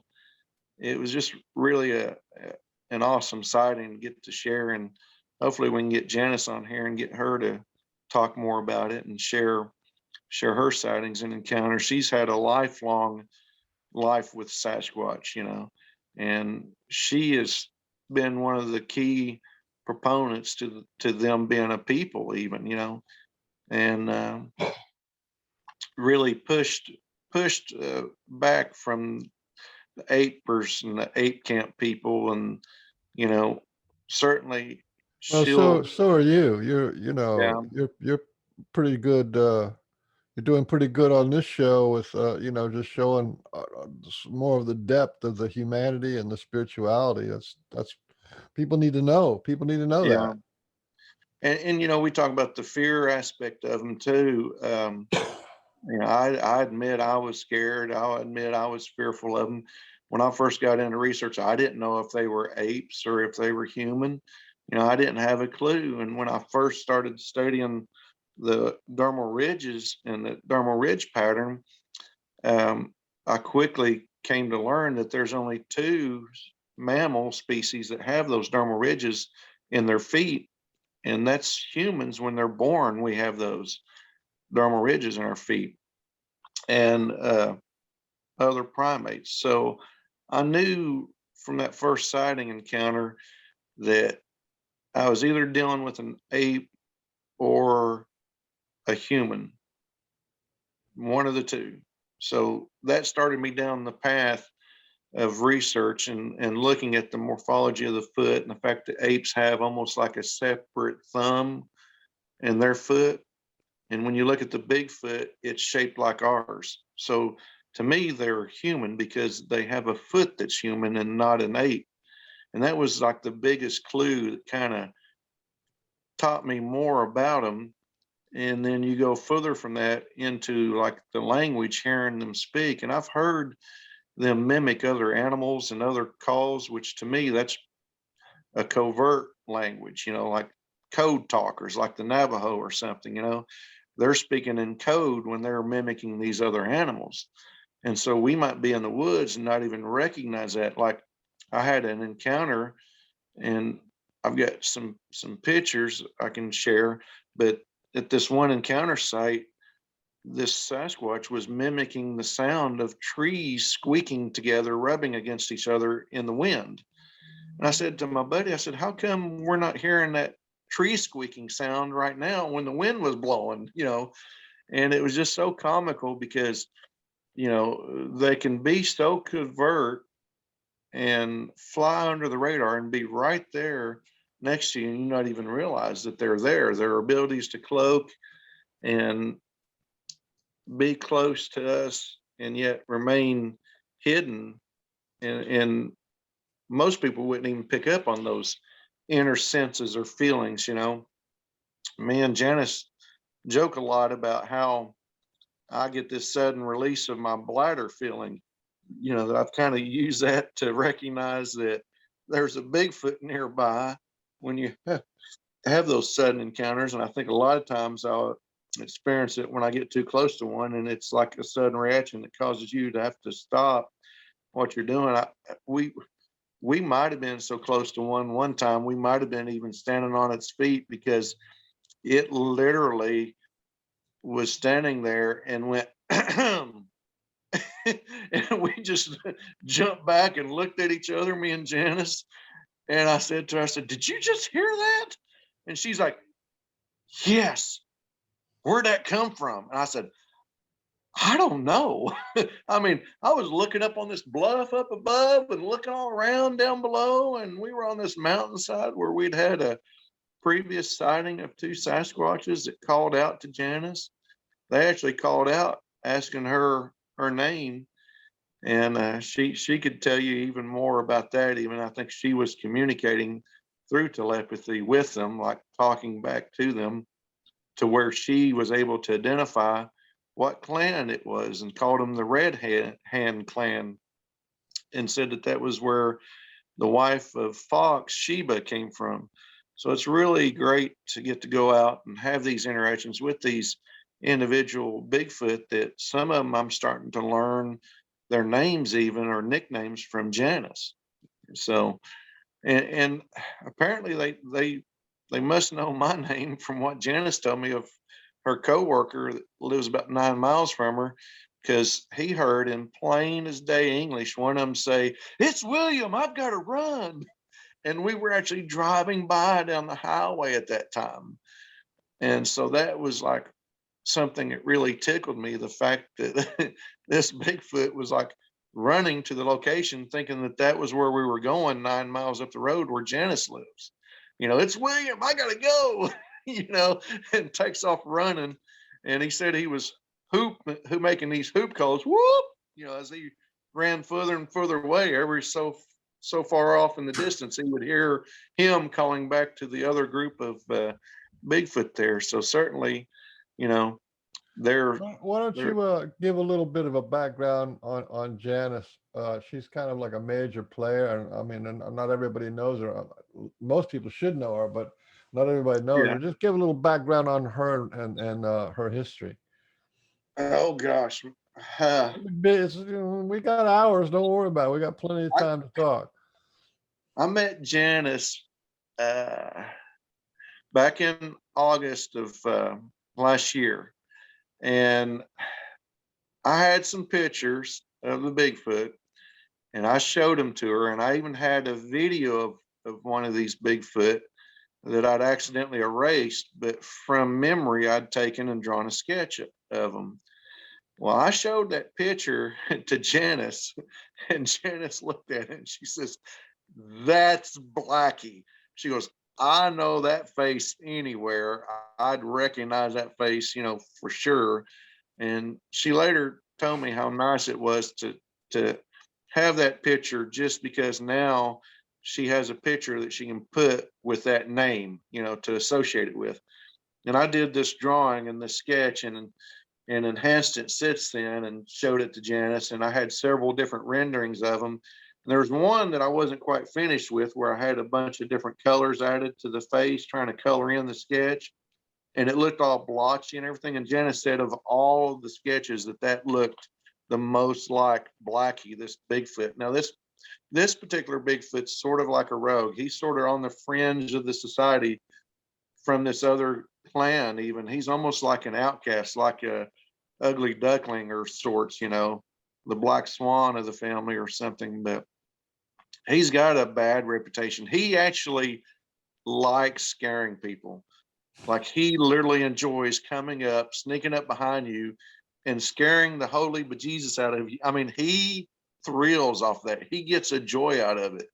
But there's also this psychological condition that he's got that Janice thinks he has mental illness. And it's really sad because they have the same ailments that we have, the same problems, the same conditions, the same prone to heart attacks, heart failures, strokes, diabetes. They have the whole gamut of issues just like we do. And Janice could talk to you a lot more about it, like the tooth decay and stuff like she encountered with Fox, and the abscess tooth that she had to have pulled, and the DNA results that came back on it and everything. But she could get into that a whole lot more than what I could share. But she has basically grew up with the Bigfoot. Her whole life has been spent with them. And I think her grandfather is a reason why we have good Bigfoot here.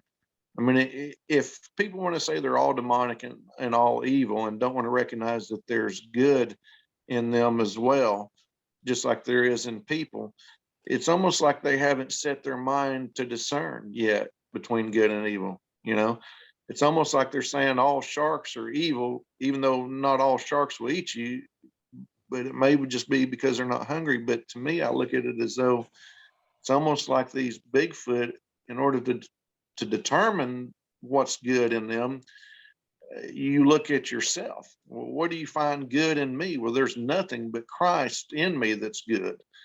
So you look towards that in them. And I think Janice's grandfather is the epitome of that in his way he helped care after the needs of these Bigfoot by rescuing this orphan child, by caring for it like it was a baby that he thought was a hirsute. He thought it was some child that had escaped from a family down the road that had these children that were mentally retarded. So he thought this baby Bigfoot was some hirsute, some like hairy person from the circus, back then, and took it to these people and was going to leave it there with them. And they were like, that ain't our kid.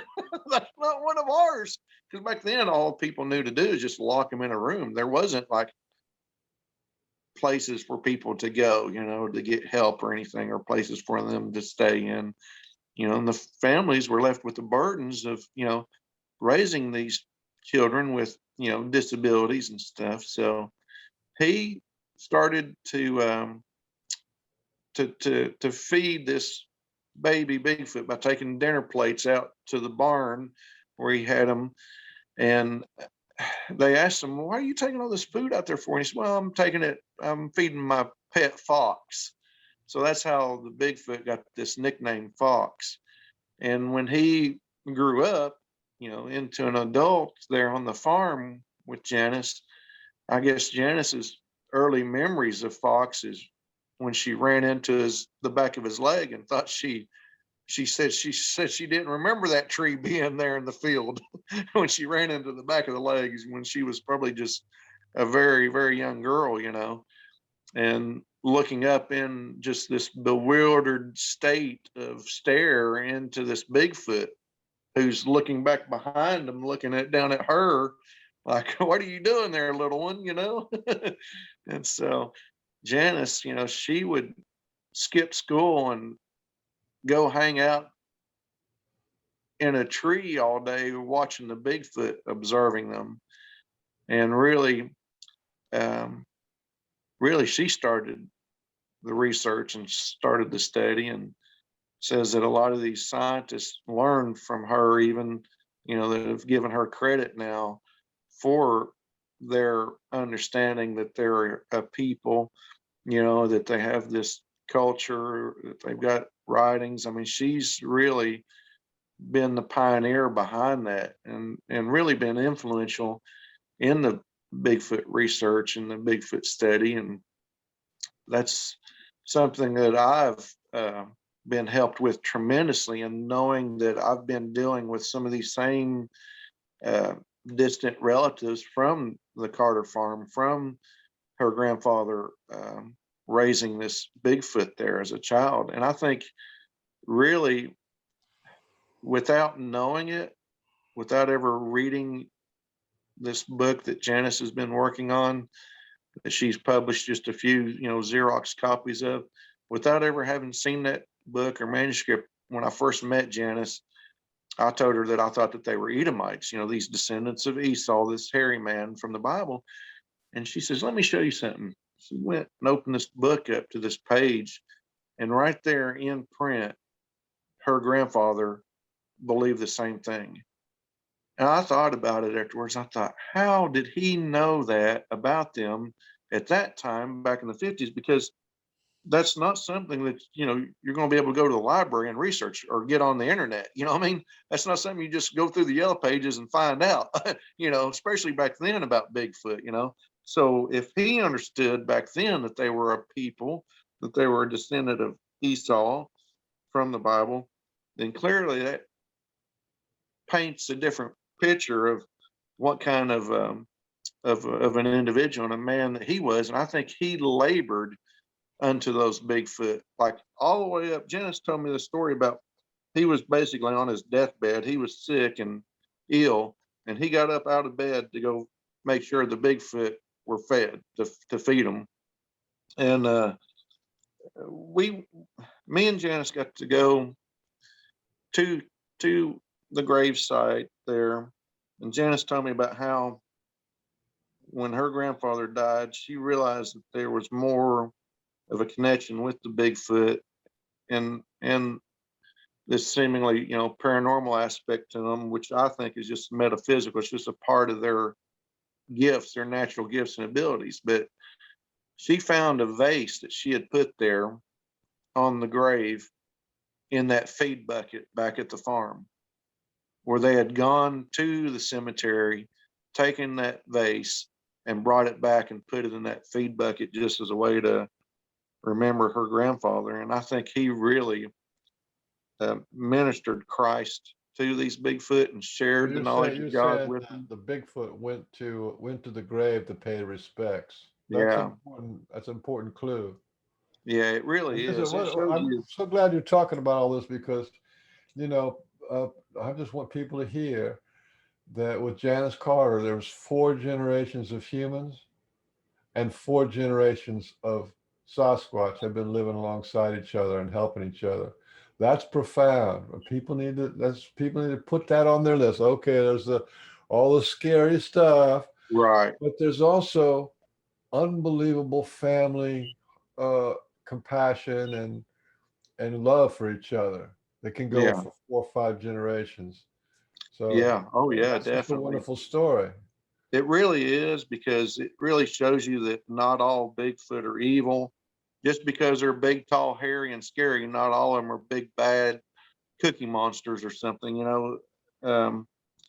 We want to portray them as being more than what they are. And I think a lot of the fear is just because of the unknown. People are scared of what they don't know. Yeah. And so we want to label anything that's associated with, like a black cat or a bat or owls, saying that they're evil, but they're actually a part of God's creation, and it's a part of what God allowed and intended to have happen.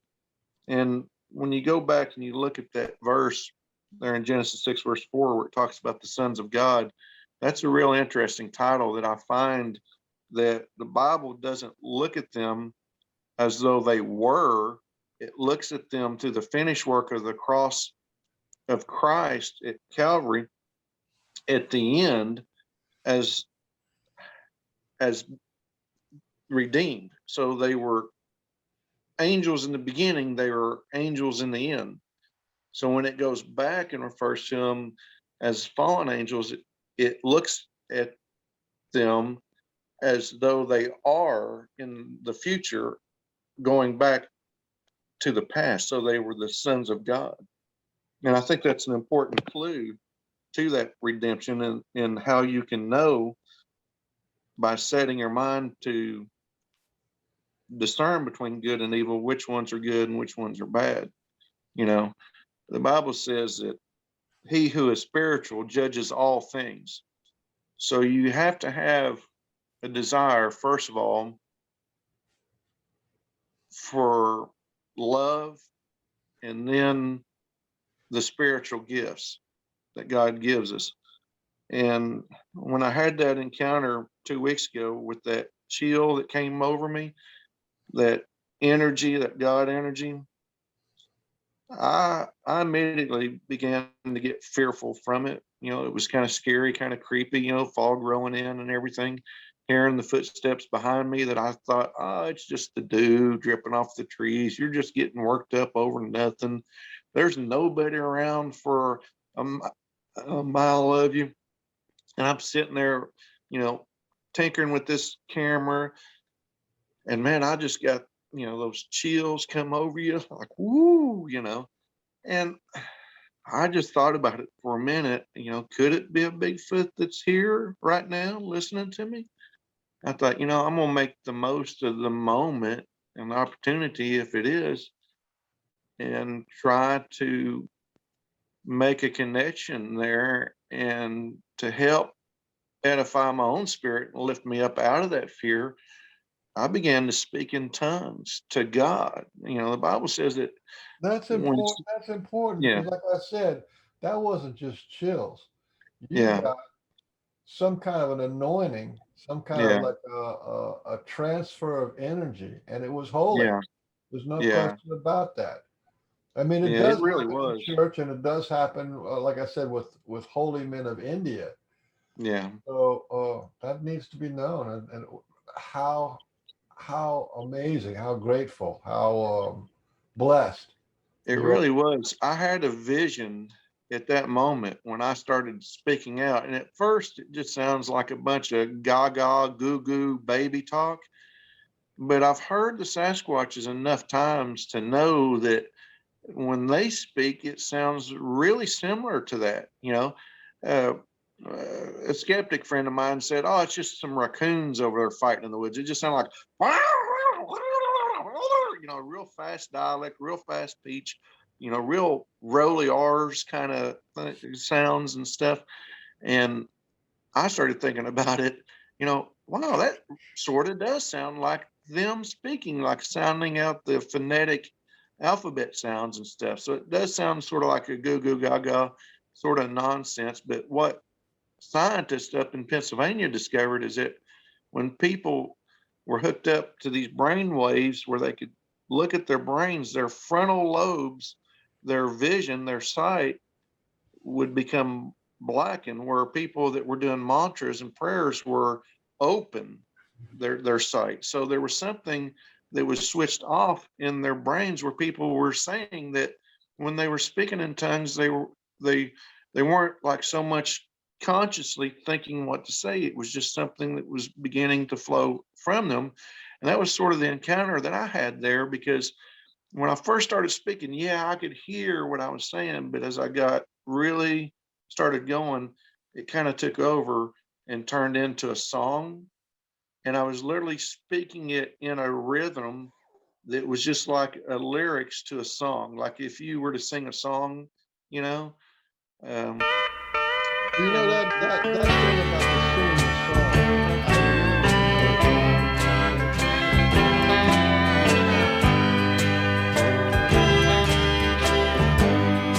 In South Carolina, there are many tall pines. I remember the oak tree that we used to climb,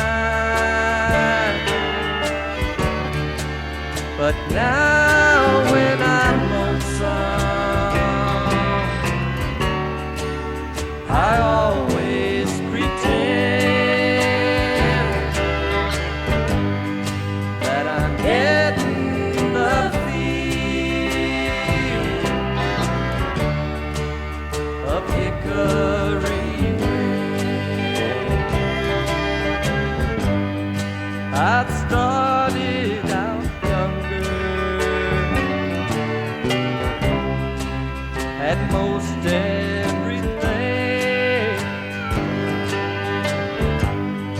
all the riches and pleasure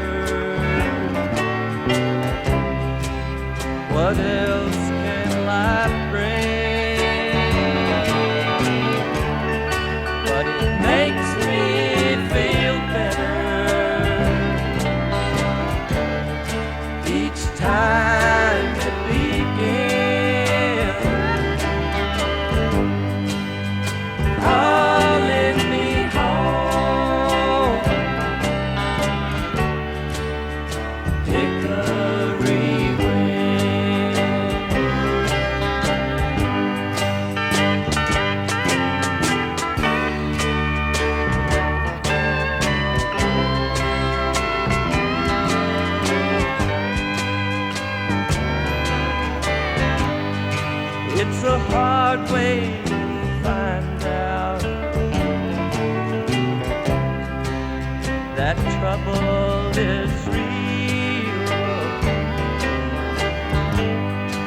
in a faraway city with a faraway feel, but it makes me feel better each time it begins, calling me home, Hickory wind keeps calling me home, Hickory wind.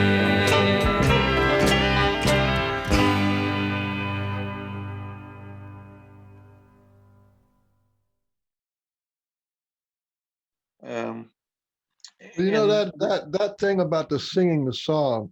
I yeah, really want to say this because in preparation, we're going to have Sky Peterson on. You remember when I tried to hook you up with her? yeah, The Sasquatch taught her how to sing these songs. They're not like words like we sing, but they're songs of healing. And they say that you can heal not only your past but your timelines and all the aspects, the higher parts of yourself. So when as soon as you said I started speaking in tongues and singing, you know, to me, and I just the same day I heard Sky Peterson talking about how she was it was revealed to her from the Sasquatch and wow, from some other people about this particular song. There's some chanting kind of a thing that they do, and then it really heals people, and it heals stuff that you don't get with sort of the modern day healing. And that's awesome. so There's no again, such thing as that's historic. coincidences with It's Sasquatches. part of the divinity of it. Yeah, it really is. I'd I had actually, lifted my spirit up through those prayers and was able to push back that fear of this encounter with this Bigfoot.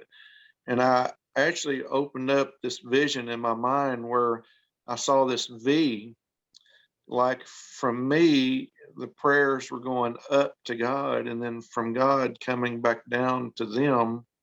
And I could actually hear, in a sense, in my mind, this song that was going through giving praise for this encounter and this experience, but the understanding coming from God to them is like I'm speaking out, but they're hearing it in their own language and their own dialect. Now, to me, I don't have a clue what was said because it was between them and God.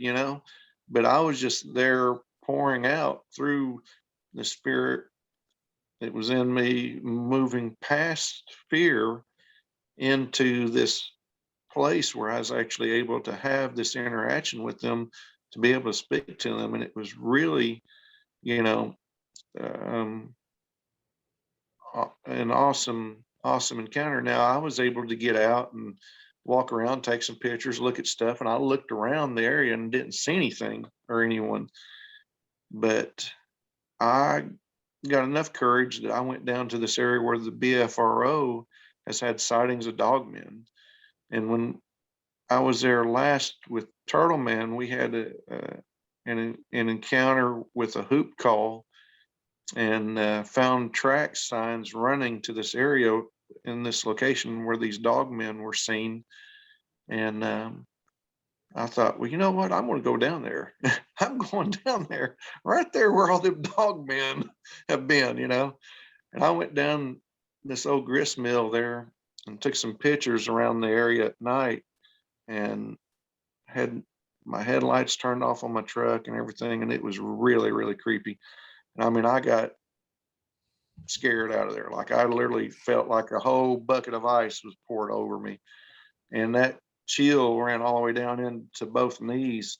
And it felt like my knees were just sitting there shaking with this really cold feeling. And I reached down and put my hands on top of my knees to feel them, and they weren't shaking. I mean, it just felt like they were. But I thought, okay, God, that's like the second warning. I guess I better yield to that feeling inside of me and go ahead and leave. Now, I never did see anything, never did encounter anything scary or frightening, or certainly anything demonic, or see anything like last weekend where I seen Let this me ask you, William. wing thing. Back to the singing. You know, the spontaneous singing or the talking in tongues and the anointing, the Yeah, transfer of God energy. yeah, Before this, previous in your life, were you the kind of person was in the Pentecostal church and would do yeah, talking in yeah. tongues and stuff? When I So was younger, I'd received the anointing from an evangelist, and anointed with oil, and had spoke years and years ago, and experienced, quite quite a bit through that revealed knowledge of Christ and the anointing. And I've gotten to share it with others as well. And I've had um, I've had one friend of mine who actually was in combat and witnessed um, a person that actually died and came back to life. That was a sovereign miracle. That this person was wounded, and yet when they came back to life, this breath of life entered the body for like 2 minutes. It was this inhale, and he called it the most frightening sound he'd ever heard, because this sound was like a howling of air. It's like,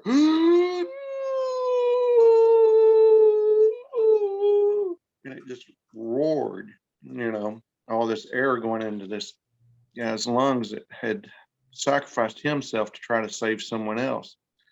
And basically, when this guy got up and took his uniform shirt off, his gear, started just like struggling with his stuff stripped down, there wasn't a scratch on him anywhere on his body. And now this guy had seen it with other witnesses, and it was a special forces medic with the Army's Delta Force that he had seen this miracle happen when he was there with them in Iraq. And then there were some snipers that they had actually captured that had seen miracles happen through their own scopes, and declared that Allah wasn't God, they said, because they were praying to who they thought was God when they were taking these shots, Allah Akbar and stuff, praising God, and they would shoot our people and see the bullets go right through them without touching them. And my buddy told me, he says, "Now, Dave, I know, the sound that makes when you get hit. And even if your body armor stops around, you still get knocked down. You still go down." He said, "That's not what these guys were telling us, these prisoners they'd captured through this interpreter." He said that they actually saw the bullets go through them without touching them. So a lot of that revealed knowledge had actually come by way of this evangelist that I met as a child. And I'd gotten to share that knowledge with this friend of mine who later had been in combat and witnessed, seeing the dead come back to life, even, witnessed sovereign miracles. So that's really part of that knowledge. And then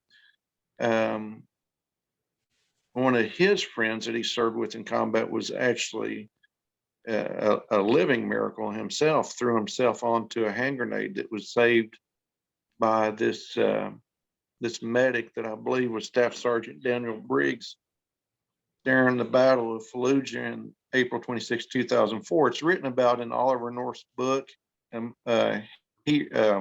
America's Heroes in Special Operations or something. I can't remember the title of his book right now, but yeah, this guy witnessed this medic run to him, and his feet weren't touching the ground as he ran.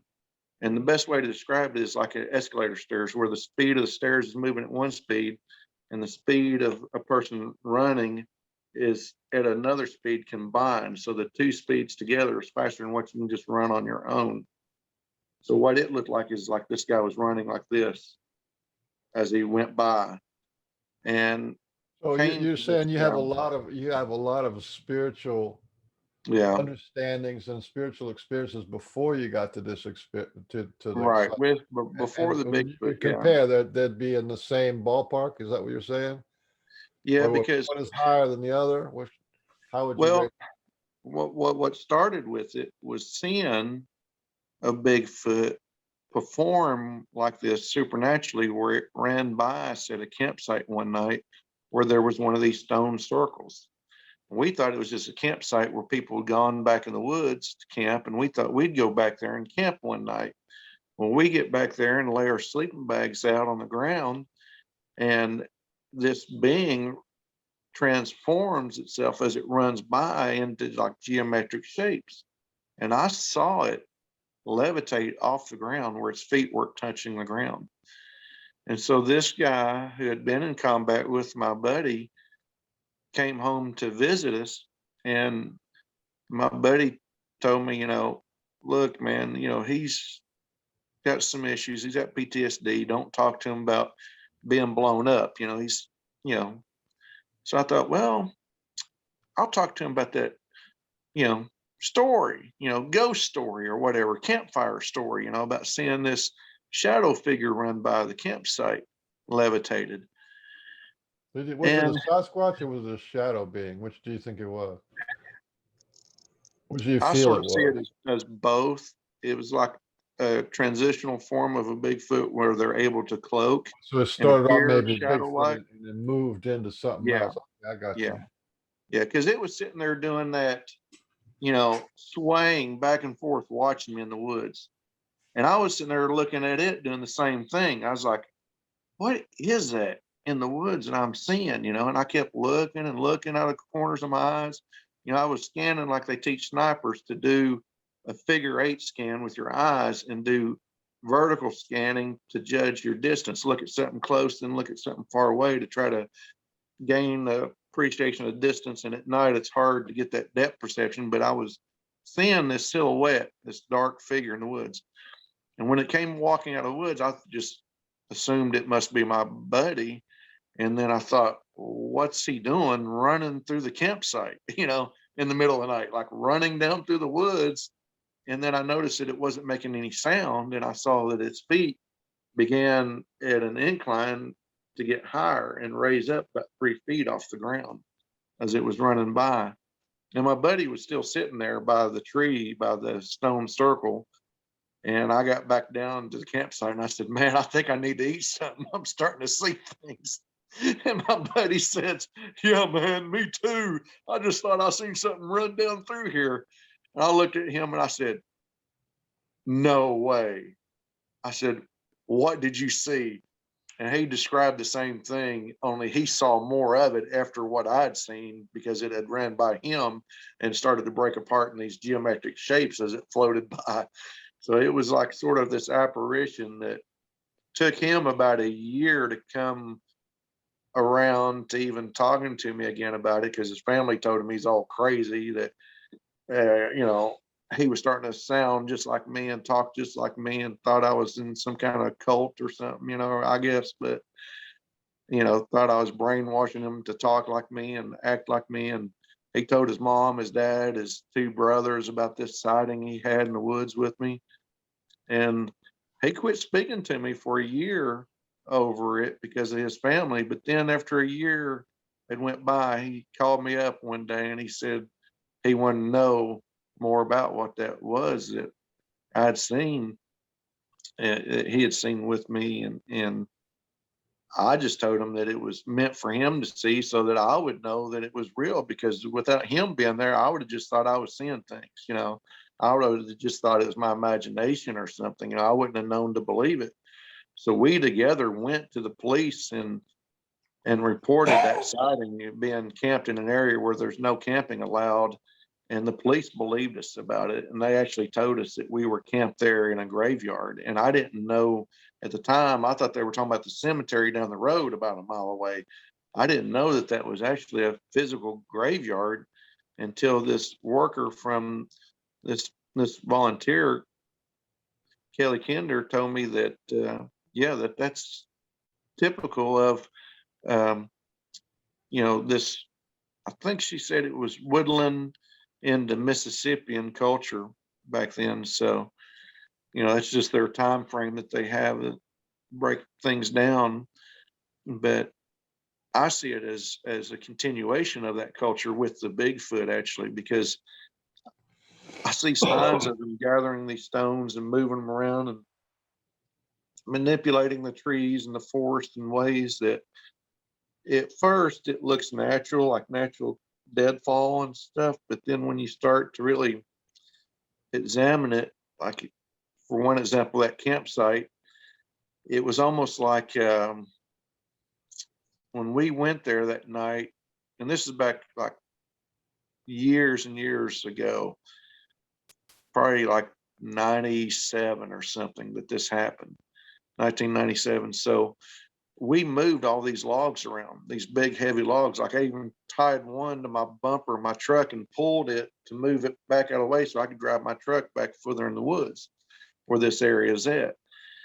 And to go back there now and to see it, everything has been put back the way it was when we found it. All those trees, all those logs, and it looks just like they're random, but to see that order and to see that they have memorized that to come back years later and rearrange it back the way it was previous before we moved it.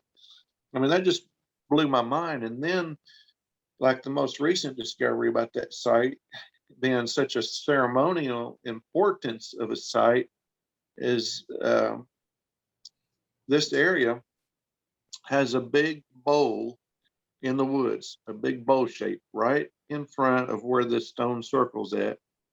And I happened to discover that this area is from an underground siphon through a cave system and a spring that when it overflows, the water table will rise up out of the ground from below, come up out of the ground and flows over like a rim, and it forms a serpentine pattern down through the woods.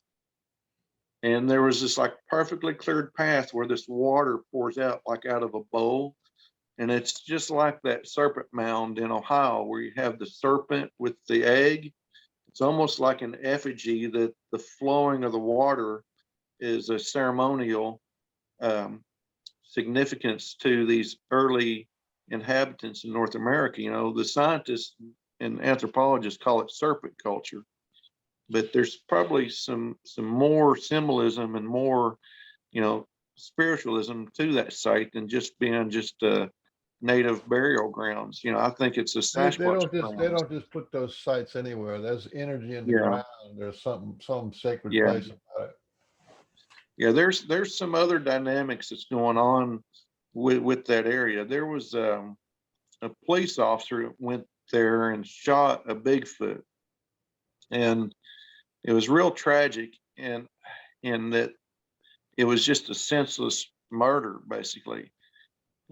He had become frightened, had a close sighting and encounter and went and got a thermal imager and went back looking for this Sasquatch, thinking that it was some kind of what he had been taught in the area growing up was a Genasqua that'll, if children go outside at night, they'd eat you. It's like an old wives' tale that they'd tell the kids back then to keep them inside the house at night. Because back then, you didn't want children wandering off in the woods or getting lost, in the middle of the night. And I think it was just an old wives' tale that they'd tell the kids to frighten them.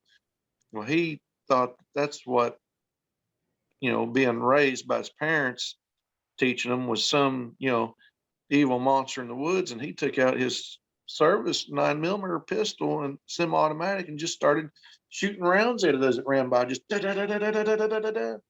And he said it had little to no effect on it, but it's really sad because I've been up there and found evidence of, fresh grave that was there, and I believe it was from the one that he had shot that died. And there's a family that's there, that's missing a loved one, and they mourn that loved one. They bring sticks as offerings and place it there. It's really, really sad. But this officer told me he was paid $1,500 to take this Bigfoot group back to that location that was a part of some paranormal research, Bigfoot paranormal research group, he said, and paid him like $1,500. And I thought, well, who's got $1,500 for a one night armed escort back to this site in the woods where we had once camped at?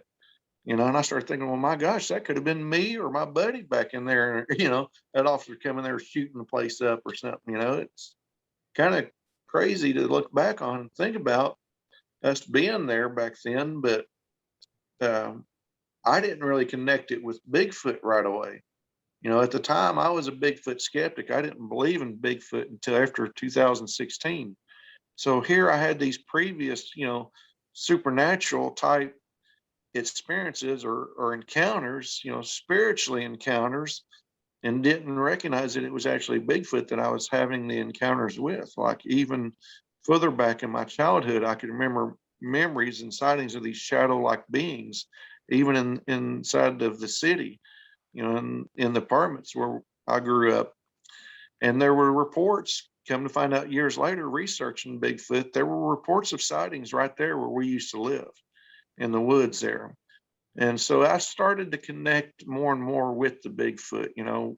Back in November of 2018, me and Ginger Lockwood got together and we had a really incredible sighting of this transparently shadow looking black figure that came down out of the woods. It ran by us at a tremendous speed. And the outer edge, there was like a thicker dark line around the outline of it. It was almost like a ribbon around it, and the rest of it was like transparent where you could like see through it as it went by. And then driving home that night, I had a second sighting, my first sighting face to face with the Bigfoot that was on the side of the road. And I actually felt this connection to that Bigfoot, that it was remote viewing through my eyes. It was looking at himself through me. And then from that, I was able to connect them having this ability to see through the eyes of animals like crows and stuff. And I've had that experience where they have connected with me previous. There was Man, they're giving you they're Yeah. giving you the full treatment there. Well, this was before I even knew that they were real or knew that Bigfoot was real at all. Oh, so Before I met that was like an Janice. introduction, like a giving you Yeah. little breadcrumbs so you can go back and pick up. Yeah. It really was. Yeah, it really, really was. And Hey, so, we got some questions here. You want to answer a Okay. question? yeah. This guy, Damian Knott's real excited. He says, what do you think about the X structures and arches?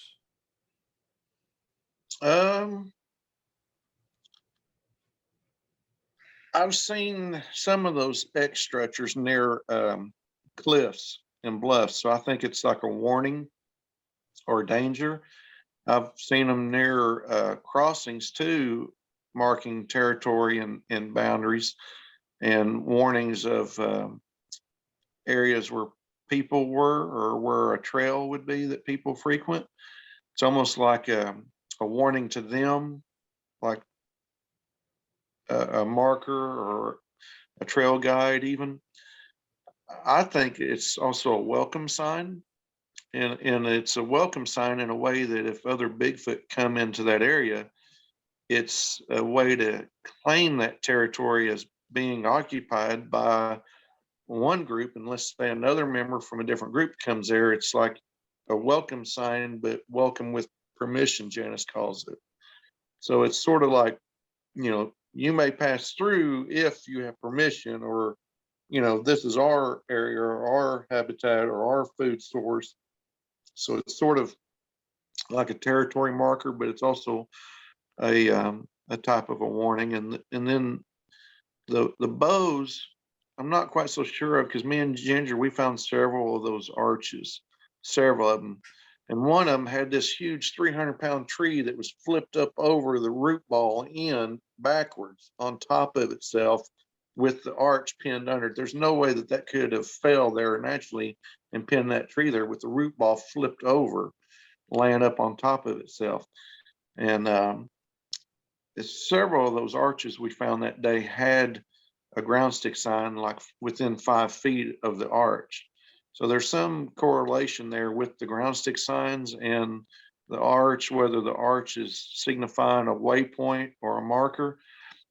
I do know this: when I was doing night navigation from this campsite through the woods at night, going to where these Bigfoot would stay and hang out, I would find my way back to my tent in the dark by following the arches. And the arches, the angle of the arch passing under it gives you like a latitude or a direction bearing where to go to find the next one. So, you kind of have your left and right orientated along the arch itself, and then under the arch or through the arch, like a path or sense of direction to go to find another arch or other sign. So it's almost like a waypoint marker for me. That's my view of it. Have you got some more questions? I hope Yeah, I answered that for Damon. yeah, that Damon's in Ireland, actually. He's from Poland, and he lives in Ireland. He's That's pretty awesome. yeah. Teresa A. Martin says, glad you're here with us. Hi, thank you. I'm glad to be here. Who else we got here? People aren't really having so many questions, it's just comments. And so she also says in another comment, I think once a Sasquatch notice you, they can see the type of heart you have, of kindness or openness, etc. Yeah, I believe so too. That'd be something good to talk to Janice about, because she refers to it as being scanned by them, that they somehow scan you and then know if you yourself are a good person or not, to interact with you or not. So I think most of my sightings, they've all ran away from me. So, and I have had encounters where I was zapped with infrasound, which wasn't the best of feelings, but looking back on it, I sort of understand because of that family group there and because of what other people have done to them. I can understand their fear of us, if that makes any sense, because they have to deal with their fear as much as we would have to deal with ours in order for us to come together with them. And in a lot of ways, I see them as being more fearful of us than even what we are of them, really, which is a different side of things. But when you view things from their point of view, you start to understand more about, how to connect with them and how to find them, really. When you start to interpret the signs and think like how they would think. And I can give you a quick example of an encounter I had with one that made this gargle sound. Like if you were to gargle, like mouthwash, like, oh, and I thought, I got scared out of there. I thought this Bigfoot behind me, about 100 yards behind me in the woods, gargling down by the creek, was growling at me, So I turned around, I got the heck out of there, scared to death. And later it dawned on me what was happening. It was like, that Bigfoot wasn't trying to scare you, dummy. He was gargling because he was eating all them snails you found. All that escargot. He was trying to get them snails, them slimy snails he was eating, to go down his throat. So he was gargling after eating all that snails. I mean, when you put two and two together and you figure it out, not everything is intended to be frightening or scary from them. But a lot of things that you first think are frightening or scary, or you're getting growled at like it's a aggressive encounter, it's really not. They're just going about their daily routine, their daily lives, and he's just stopping by the creek, like getting them a sip and gargling it, like like you would in your house with some mouthwash, after dinner or something. So it was like really comical to really go back and look at.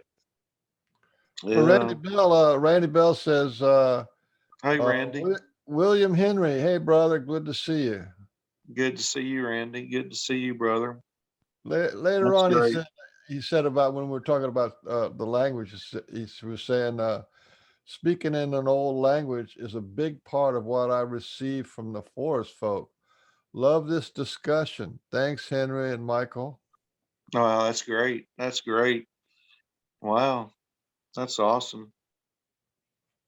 Yeah, I mean, really, I'm just being candid here about those encounters and about those experiences and how it related with this medic um, in Iraq. This guy told me that he said, "I'm going to tell you something, Henry, that I ain't told anyone about before. But this guy that saved him, he was levitated as he ran. And the thing is, it was a total sovereign miracle by God, but it was showing us previous by what this Sasquatch did. That was what opened up this guy to be able to start to share with people about his experience in combat that had PTSD. And my buddy told me later, he says, dude, he's like, you don't understand. He's not told anybody that because, So you're saying him seeing the Sasquatch, no, me oh, seeing the Sasquatch. you seeing the Yeah, Sasquatch telling him that story right, about right, feet off the right, ground, right. and that just like opened the door for him to be able to tell somebody something that he couldn't even. Yeah. Right. Wow, That that's he's pretty seen happen profound. in combat. Yeah, he's seen this medic that saved his life after he threw himself on this hand grenade and it blew up mostly his arm, and his wrist was melted into his arm. His watch was melted into his wrist. He he told me that he knew he was going to die that day, and he had made peace with that. You know that it was going to happen, and he was just sitting there taking it all in. With every heartbeat, he could feel this lifeblood flowing out of his arm that was wounded from where he covered this grenade with his body.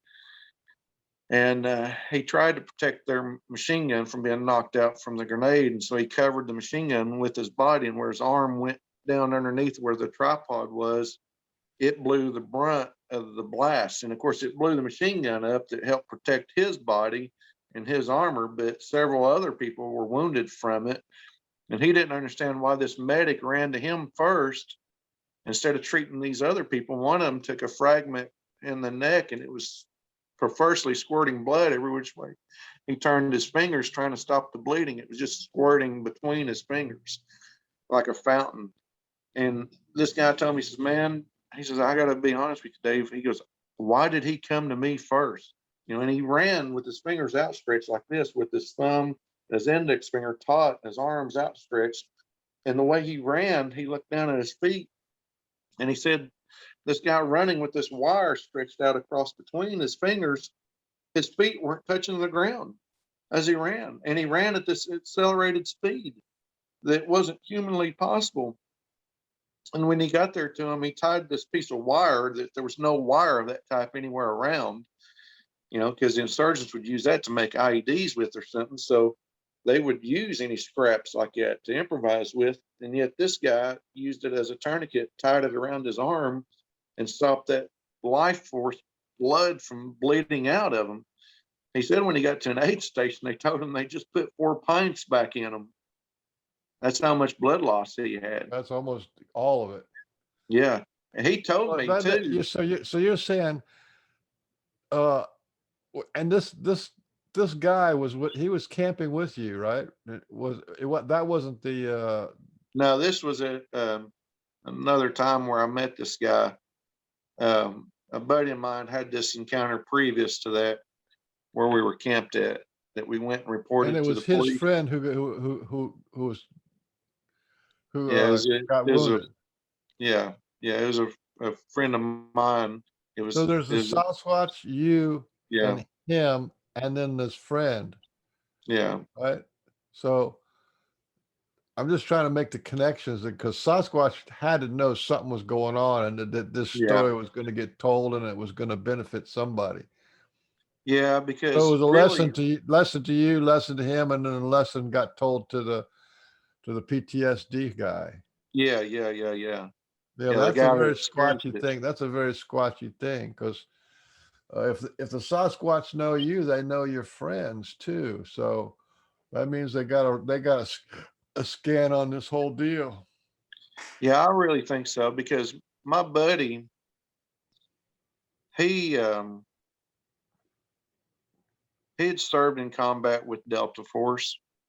He was selected to go with them on missions in Iraq and accompany them for about 2 weeks. And he got to see things and do things and be a part of missions just as though he was one of them. You know, he said that they treated him even like he was one of them. And he had had a previous sighting to even mine of a Bigfoot up in the Smoky Mountains National Park. And I just thought it was a joke. You know, I was like, well, what's the punchline? Like waiting for him to finish the story and, it'd be some big joke. But he was very serious about it. And years later, after he served in combat in Iraq, he was going through some family troubles. And I took him up to the mountains to get him away from all those troubles and all those thoughts that he was having. And I took him to this waterfall just to have kind of, get him out of that depressive state and try to lift his spirit some and have some of these like natural negative ion energy from the waterfall that makes you feel real euphoric and real good. So we went for a night hike up to the top of the falls. And I had night vision with me, military night vision. And we were standing there looking at these falls on this bridge, and this eagle flies over our head. And it flew right over top of us, like it literally just, right over top. And we thought it must have been like some big bird or some kind of an owl because we didn't know that eagles can see so well at night that they can actually fly under certain conditions at night. Like science didn't even know this about bald eagles until just a couple years ago in Alaska. A researcher documented it and captured their first video of an eagle flying at night. So when I saw this eagle fly over our heads, I watched it through the night vision goggles fly up the top of this waterfall. And here comes this Sasquatch running across the river above the falls. Wow. And I could not take my eyes off of it to even pass the goggles to my buddy to show him. I was so fixated on it that I watched it until it was completely out of view. And when I saw it go to the edge of the riverbank and started climbing up on all fours, it was leapfrogging, jumping up like 3 or 4 ladder rungs up the hillside each time it jumped like a leapfrog. And it did that about 3 big jumps until it was up into the foliage and was out of view up this mountainside. Well, this happens to be the same location where Janice went and took all these scientists and made that call when the whole mountainside came alive, where Igor was tying his shoe, ironically enough.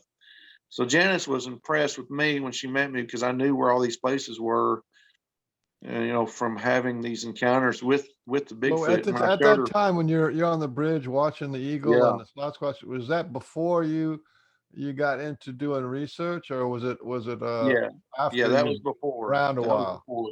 That was the first, what I call the first sighting. It was the paradigm shift moment where I went from being a total skeptic to like a total believer, even if I didn't know what to believe in. It was just so shocking to my system that it took me about 2.5 months to process it.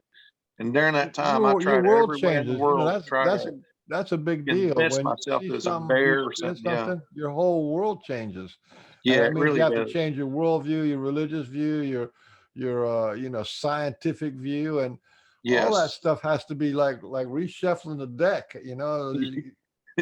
That's what you got to do.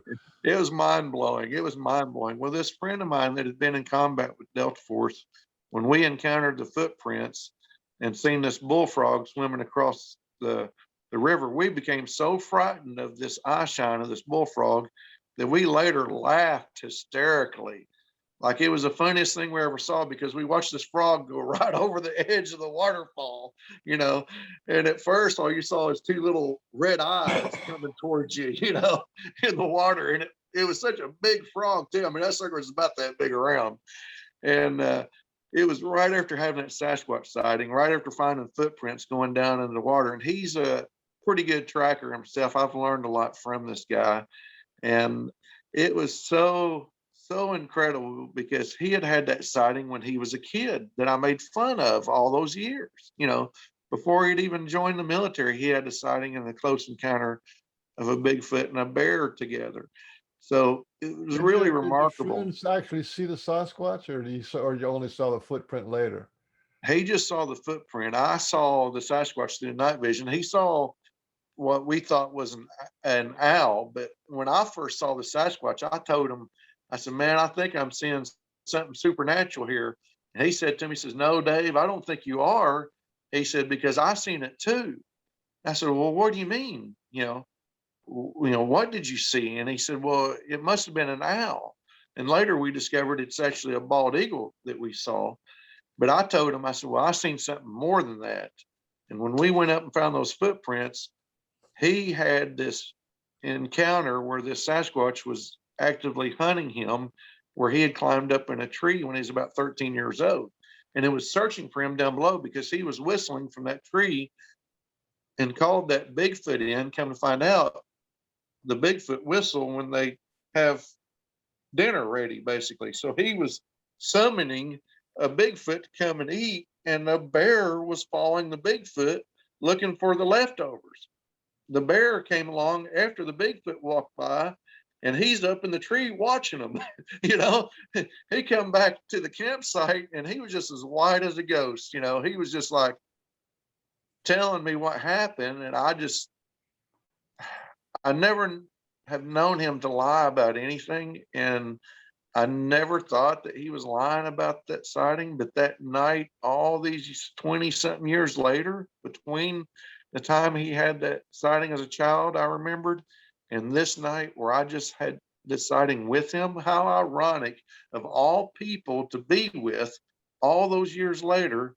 I was with him when he had his sighting, but he saw it and I didn't. And then he would be with me when I would see one that he didn't see. This So whole it was like, this whole thing sounds like a setup. You went oh up yeah, there, it you was, went out to that bridge, that waterfall, with the intent just to help your buddy just get out of his head, clear his mind. And in that one night, you saw a Sasquatch. That was an eagle flew right over your head, that's no mistake. And then you had a little something to break the humor with seeing a big giant bullfrog, yeah, and then whatever else. And then you had the little adventure going and seeing the footprints. So yeah, that whole thing sounded like a setup. Plus, it's connected. It connected you to the future of Sasquatch, and it connected him to the just past with Sasquatch. yeah. That's It an really did. amazing story, actually, and those kind of stories are pretty damn common. People say, "Oh, they see something happen when they're 40," and then they go, "Oh, that made me remember when I was 11 years old." That story is very common. That whole Yeah, it really connecting did. the dots kind of business. It did. It took me a couple years to go back to previous before that. And in my mind, I tried to separate before and after, like this is the first sighting in 2016 and go from then on counting the sightings. But then when I started going back, there were several sightings I'd had, going up in the mountains at night and having sightings that you think is just a bear standing behind a tree watching you or a boar running down through the woods. Going back even with Janice to one location where I had a close counter and sighting where I actually saw the hairy butt of this Bigfoot that hissed at me like a snake and then growled, because I was right there around the corner of a bathhouse. I thought it was another friend of mine trying to scare me. And I come right on around the corner like, and it's like, what is this? And it's like, there's just this big hairy bag in front of me and it's on all fours and it just ran straight down the mountainside. And that's all I saw. Well, I thought, well, must be a bear. I mean, I don't know what, it didn't even dawn on me that bears don't hiss and growl and, make those kind of sounds. But when me and Janice went back there, we had another Sasquatch encounter there that was so comical, hearing this sound of metal, like a metal bang, kind of like what Brian was talking about earlier with almost like two semi trucks hitting. I think is what he described it as, just like this crash sound, that really startles you and gets your attention. And we've had that happen a couple of times in areas where we've had encounters and sightings of them. So me and Janice, we've shared a number of sightings together and several encounters even. I think overall, I've probably had hundreds of encounters for every sighting I've had. And not every encounter do you have a sighting, but to me, I encounter them through their signs and structures. Even I consider that an encounter of sorts because you're encountering something that they have touched with their own hands. You know what I mean? It may not be a direct encounter like having a sighting, but I consider sightings to be an encounter as well. But really, when you talk about the numbers of sightings, oh gosh, I've had probably since 2016, probably about 30 sightings. I think when I was with Ginger that night, I'd only had about 6 or 7. That might have been about my 7th or 8th sighting, right around in there. I hadn't had too many in 2018, but within the last year, like last year, I probably had almost double my number of sightings just in that 1 year.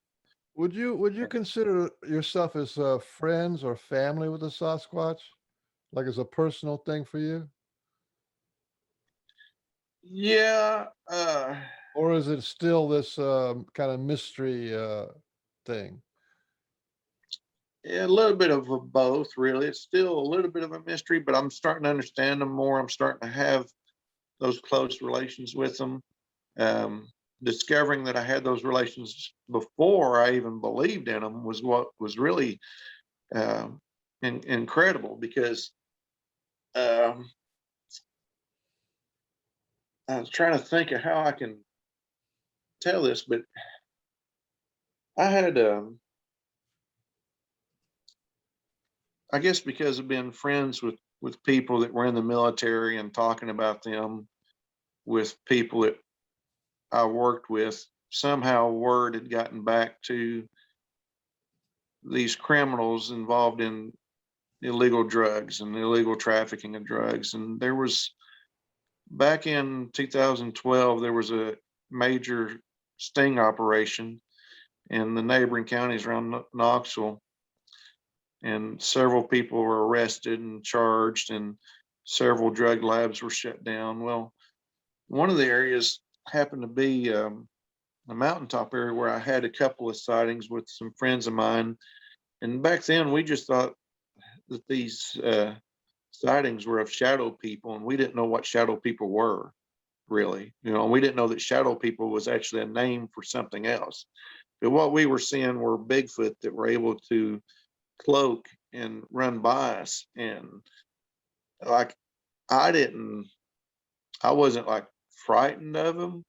They never tried to harm me or do anything. I thought that maybe it's just some floating apparitions or some vision of some sort, like spiritual vision, or I really thought of them as being supernatural at that time. I didn't think of them as being a metaphysical flesh and blood being until later, later encounters with the Sasquatch, physical encounters with them. But what what I'd experienced previous to 2016 sighting of a Bigfoot that left the footprints there with a friend of mine was I'd had these drug people target me because they thought I was Delta Force. They thought I was one of those people that I was talking about with these miracles and these encounters, and trying to connect it back to these other sightings that, quite frankly, I thought of them as angels or even guardian angels back then at that time, which they are in an actual sense of things from their genetic makeup. They're a hybrid human. I They're a think mix so. of angel I and think human. they're definitely angel class spirits. Yeah. So I'm out in the woods in an area where this guy who had targeted me and stole my truck, he tried to kill me because he thought I was Delta Force. So they came after me thinking that I was the real Delta Force. And I've never been in the military. I've never been involved with special forces or anything like that. So they thought I was a part of this drug bust team. And this young kid, I mean, the way it ended up transpiring after he had tried to kill me, I found out who he was when the police went to his house to arrest another person, and they found my stolen vehicle in his backyard. So he come down out of the house and apologized to me for stealing all this stuff from me.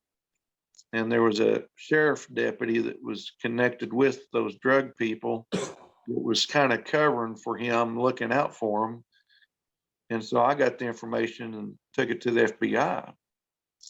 And while I was speaking with the FBI about my friend that was in Delta Force and about a former retired commander in Delta Force that had investigated this miracle, um,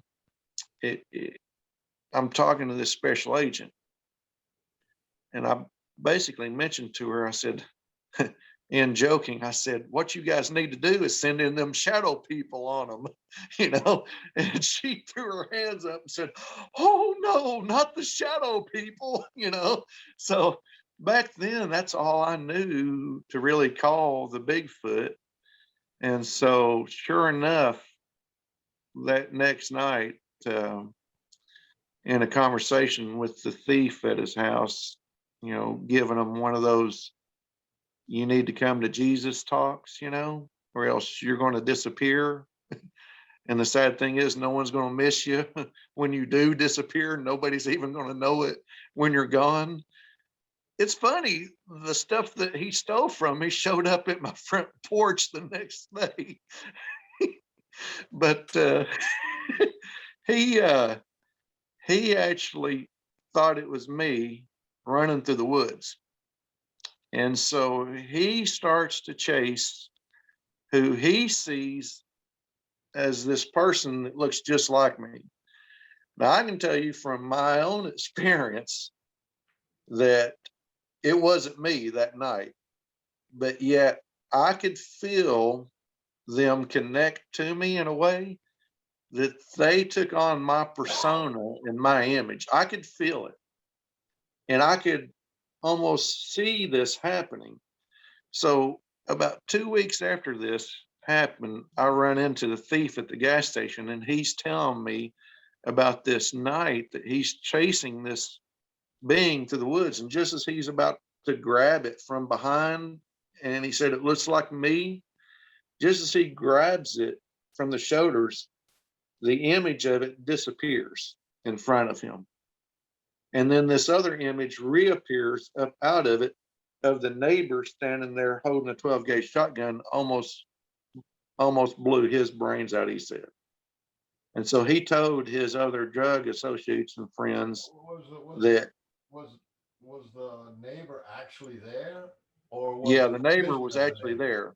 Yeah, he had ran So this through the suspect had him was running right towards the neighbor. right.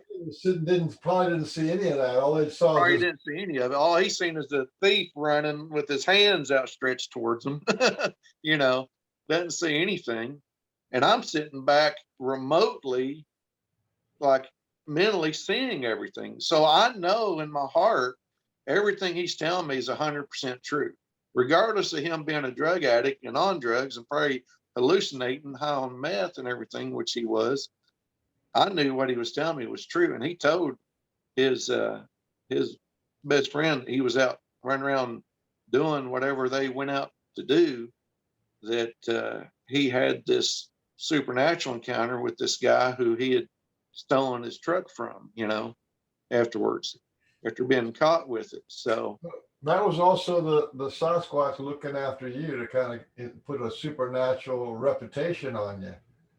it really was, because that next night after that was a night I talked about previously, where the two beings came up out of the ground and the like mini vortexes swirling around. That was the very next night after that happened.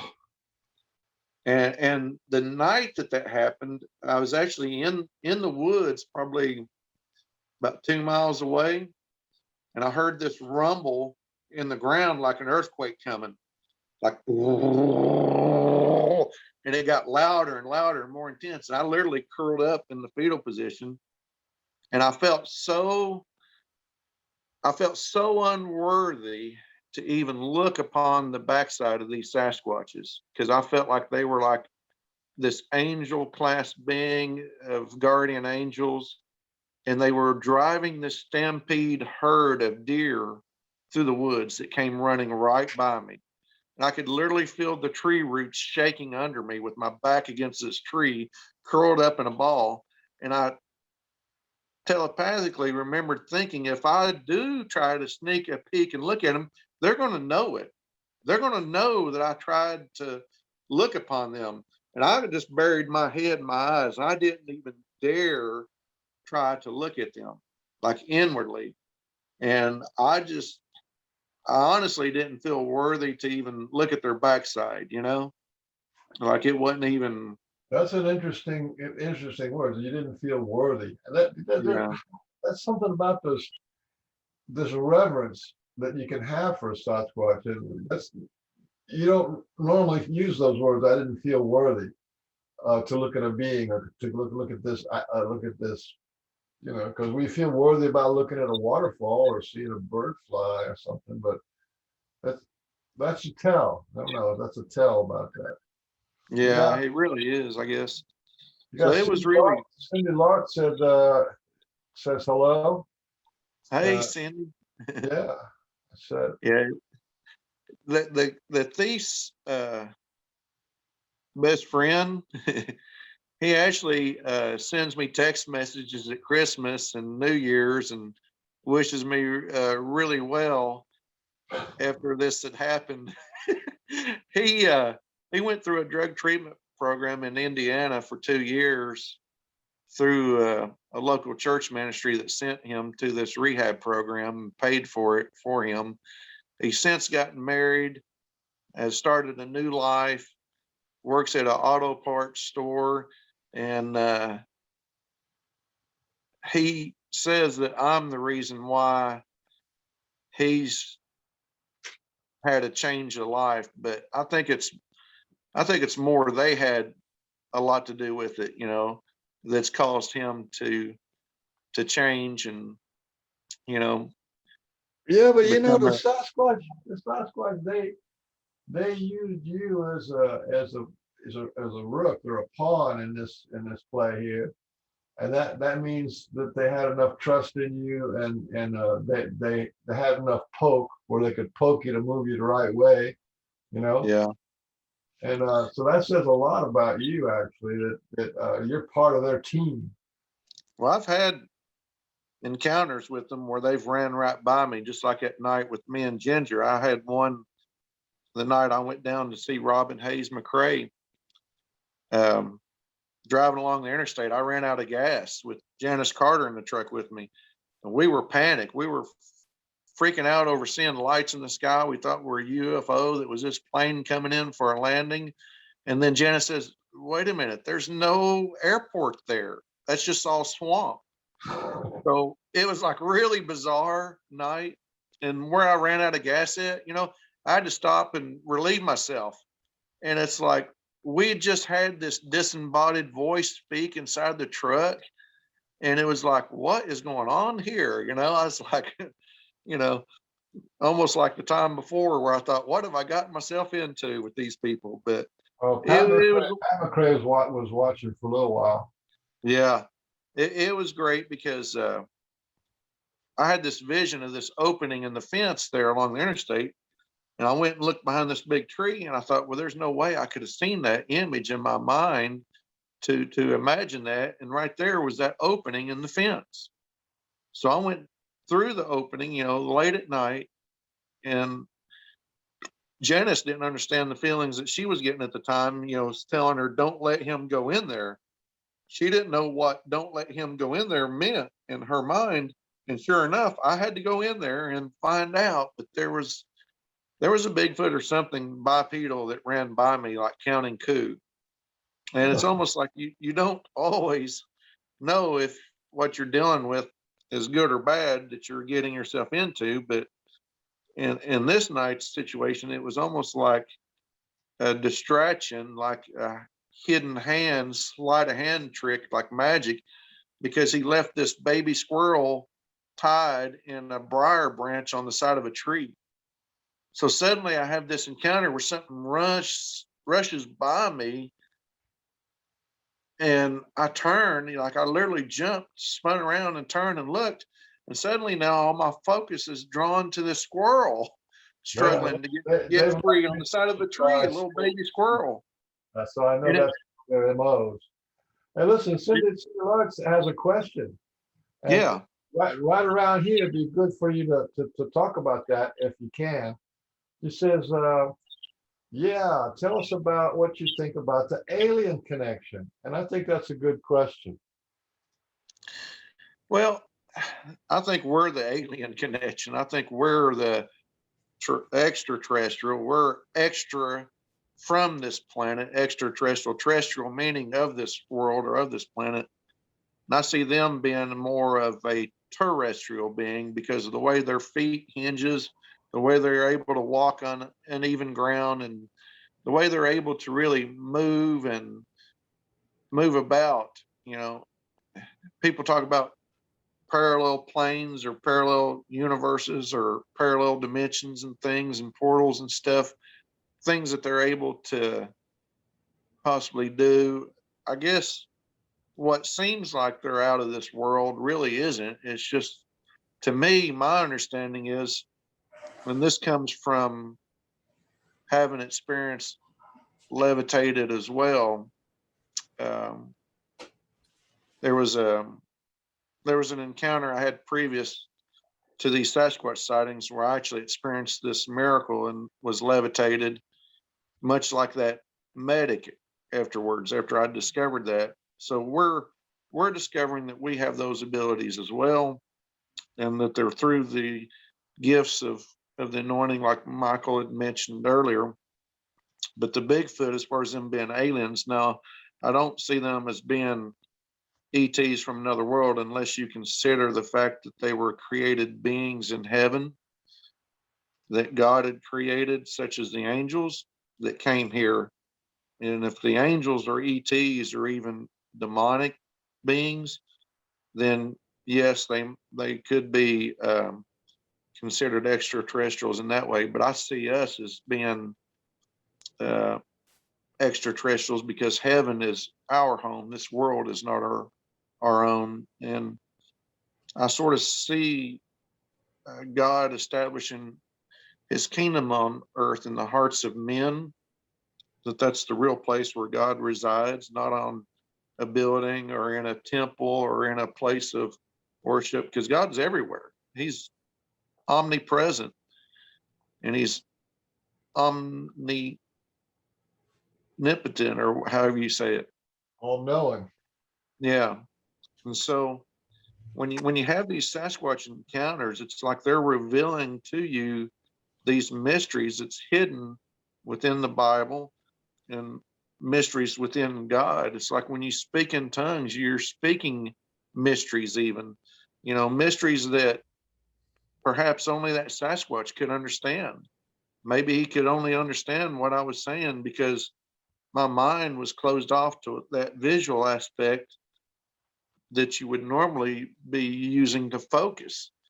And if you're focused on fear, well, you can't close that part of your mind off to have that sort of connection to them, and the edification that I got from it was what helped me overcome that fear, really.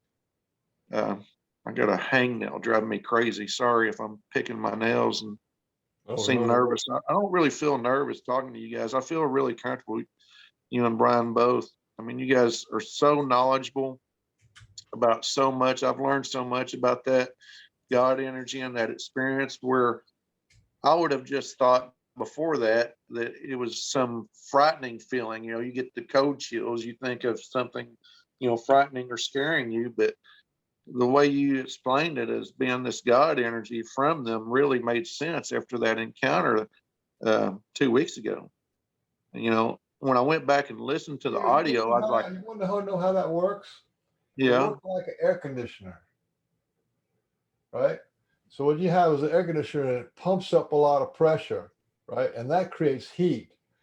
And then it goes to the grill and it shoots from high pressure down to low pressure, right? And expands out. And when it expands out, it gets cool, right? So when you have this high pressure God stuff goes into you from high pressure and pure, when it hits you, it expands out into you and it feels like cool water or cool air or something going through you. That's how wow, you know. wow.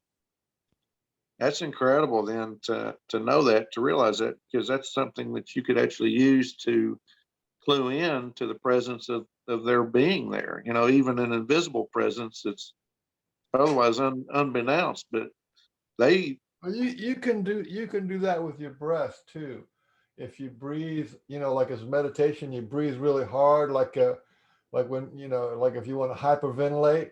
What that is, that hyperventilation is oxygen and electricity, which is like the life force stuff. And you'll feel coolness in your neck and the coolness in your heart. Your whole heart will start to glow with this kind of coolness. That's how we can elevate up to that higher level. And if you do it enough, and if you have a little bit of help with the Sasquatch people, you can disappear. That's how they disappear, is through their breath, and they just pull that wow, more of that energy. I always thought of it as maybe they were emitting the infrasound that's creating a cloak or invisibility through like the air molecules that resonate and reflect light. No, If that they they produce a actually they specific actually increase tone, the vibration of every molecule in the body. It's just yeah, like energy. It's like imagine you had a light bulb, right? And there's a light bulb doesn't have any light on it, right? It's just sitting there. But if you had one of the little rheostats where you could put up a little bit of pressure at a time, and then the light will get brighter and brighter. Well, that's how they do it. They just increase their vibration until they go beyond this light spectrum. It's wow. it's really really simple. That probably explains why you see them in different phases of invisibility. Like And sometimes they look they like got they're that transparent rheostat on there. They or can change around shadow. a little Yeah, bit. They can turn black or they can turn smoky look. yeah, Yeah. yeah. And I've had those type sightings before. Up in the mountains and places at night.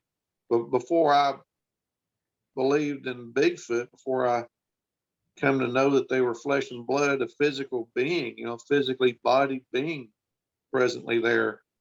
Um, you know, People call it the woo, but I don't see it as being something mystical or magical or something like this friend of mine that calls it, uh, a friend with big red shoes. I don't see it as being something that's, you know, um, No, and just and make there's believe there's or sci- there's imaginary. science behind it too. They just not studying the science. It's the same thing with the Sasquatch can go turn into balls of light. They can turn into balls of light, and when they come from craft, usually they come down as a ball of light, and then you hear Sasquatch running away. And there's my friend Preston Dennett. He's got like 10 stories that he wrote in his book. 10 stories of Sasquatch ET, Sasquatch and craft, and Sasquatch as balls of light around uh, spaceships. So yeah, and No, I think they're teaching us. I think that's what they're doing is they're actually teaching us like they taught you how to sing that song and you know that it's like a teaching. You know, now you know there's something about that. You know, yeah, and maybe you'll explore it later on or around a campfire or something. yeah. I've got a real heart of love towards them. I mean, I really want to have that further relationship, to shake one's hand, even kind of like I'm drawing a blank here, but golly, I think Barry Webster. Yeah, he comes to mind a lot. I think of him. You know what I'm talking about? Yeah, Barry's been on the show. he's a pretty religious guy, and his Yeah, praying for the Sasquatch people has given him over 200 sightings, along with his whole team. yeah, I really do. I've got a heart after his own heart, I think, because of that love and that love connection for the Bigfoot. It's that love of the prodigal son returning home to the father, that was mentioned in the parable that Jesus taught. And I think them being of that bloodline, the twin of Israel, of the hairy man Esau, that departed and forsook God and forsook that blessing and the inheritance that God hated him for because he had despised it from God. I think that's why they became the wanderers and nomads and just sort of really the true heathens of the world. They kind of developed a separate path from the rest of humanity and those abilities. When you start looking at some of their abilities, I can understand why some people would think that they're alien because they're so much bigger than we are, so much stronger than us, so much faster. Um, the fact that they can turn invisible and do these things up until I experienced levitation, that's something that I would have never thought would be humanly possible, but we're finding out it is. How did you get that levitation thing? It just because you're It not the was a first person I've sovereign, heard has done that. yeah, it's a sovereign miracle where these drug thugs attempted a drive-by shooting of this man because they thought he was an informant, this friend of mine.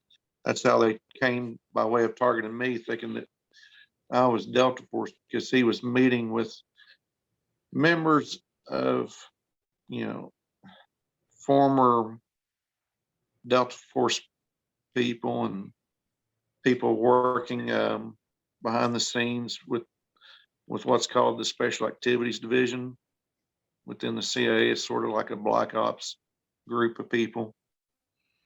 And so when they targeted me, they thought I was one of those people. And this miracle happened during this drive-by attempt from these drug thugs.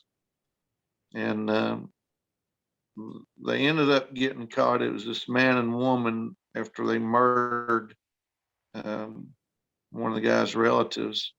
They're on death row in Tennessee right now. But this guy, he was the epitome of evil. Like his face was so blackened, his eyes even looked black, like you could just see it in his eyes. And I ran up to him and was able to experience both being teleported instantaneously, like 3 quick times in a row forward as I ran, and then the levitation after that even. But I'd gotten scared honestly and ran about 100 yards opposite direction. And I felt this gut feeling that if you don't move, if you don't go, if you don't run right now, your friend is about to die and you're going to sit here and watch it happen. And I prayed to God. I was like, oh God, I was like, I can't let that happen. I can't sit there and watch my friend die. And so I was like, I'm tanked. I don't have anything in me, no energy or anything left. And I was like, you're going to have to supply the means, Lord, because I don't have anything left in me. I'm tanked. And so I just started putting one foot in front of the other, little baby steps at first.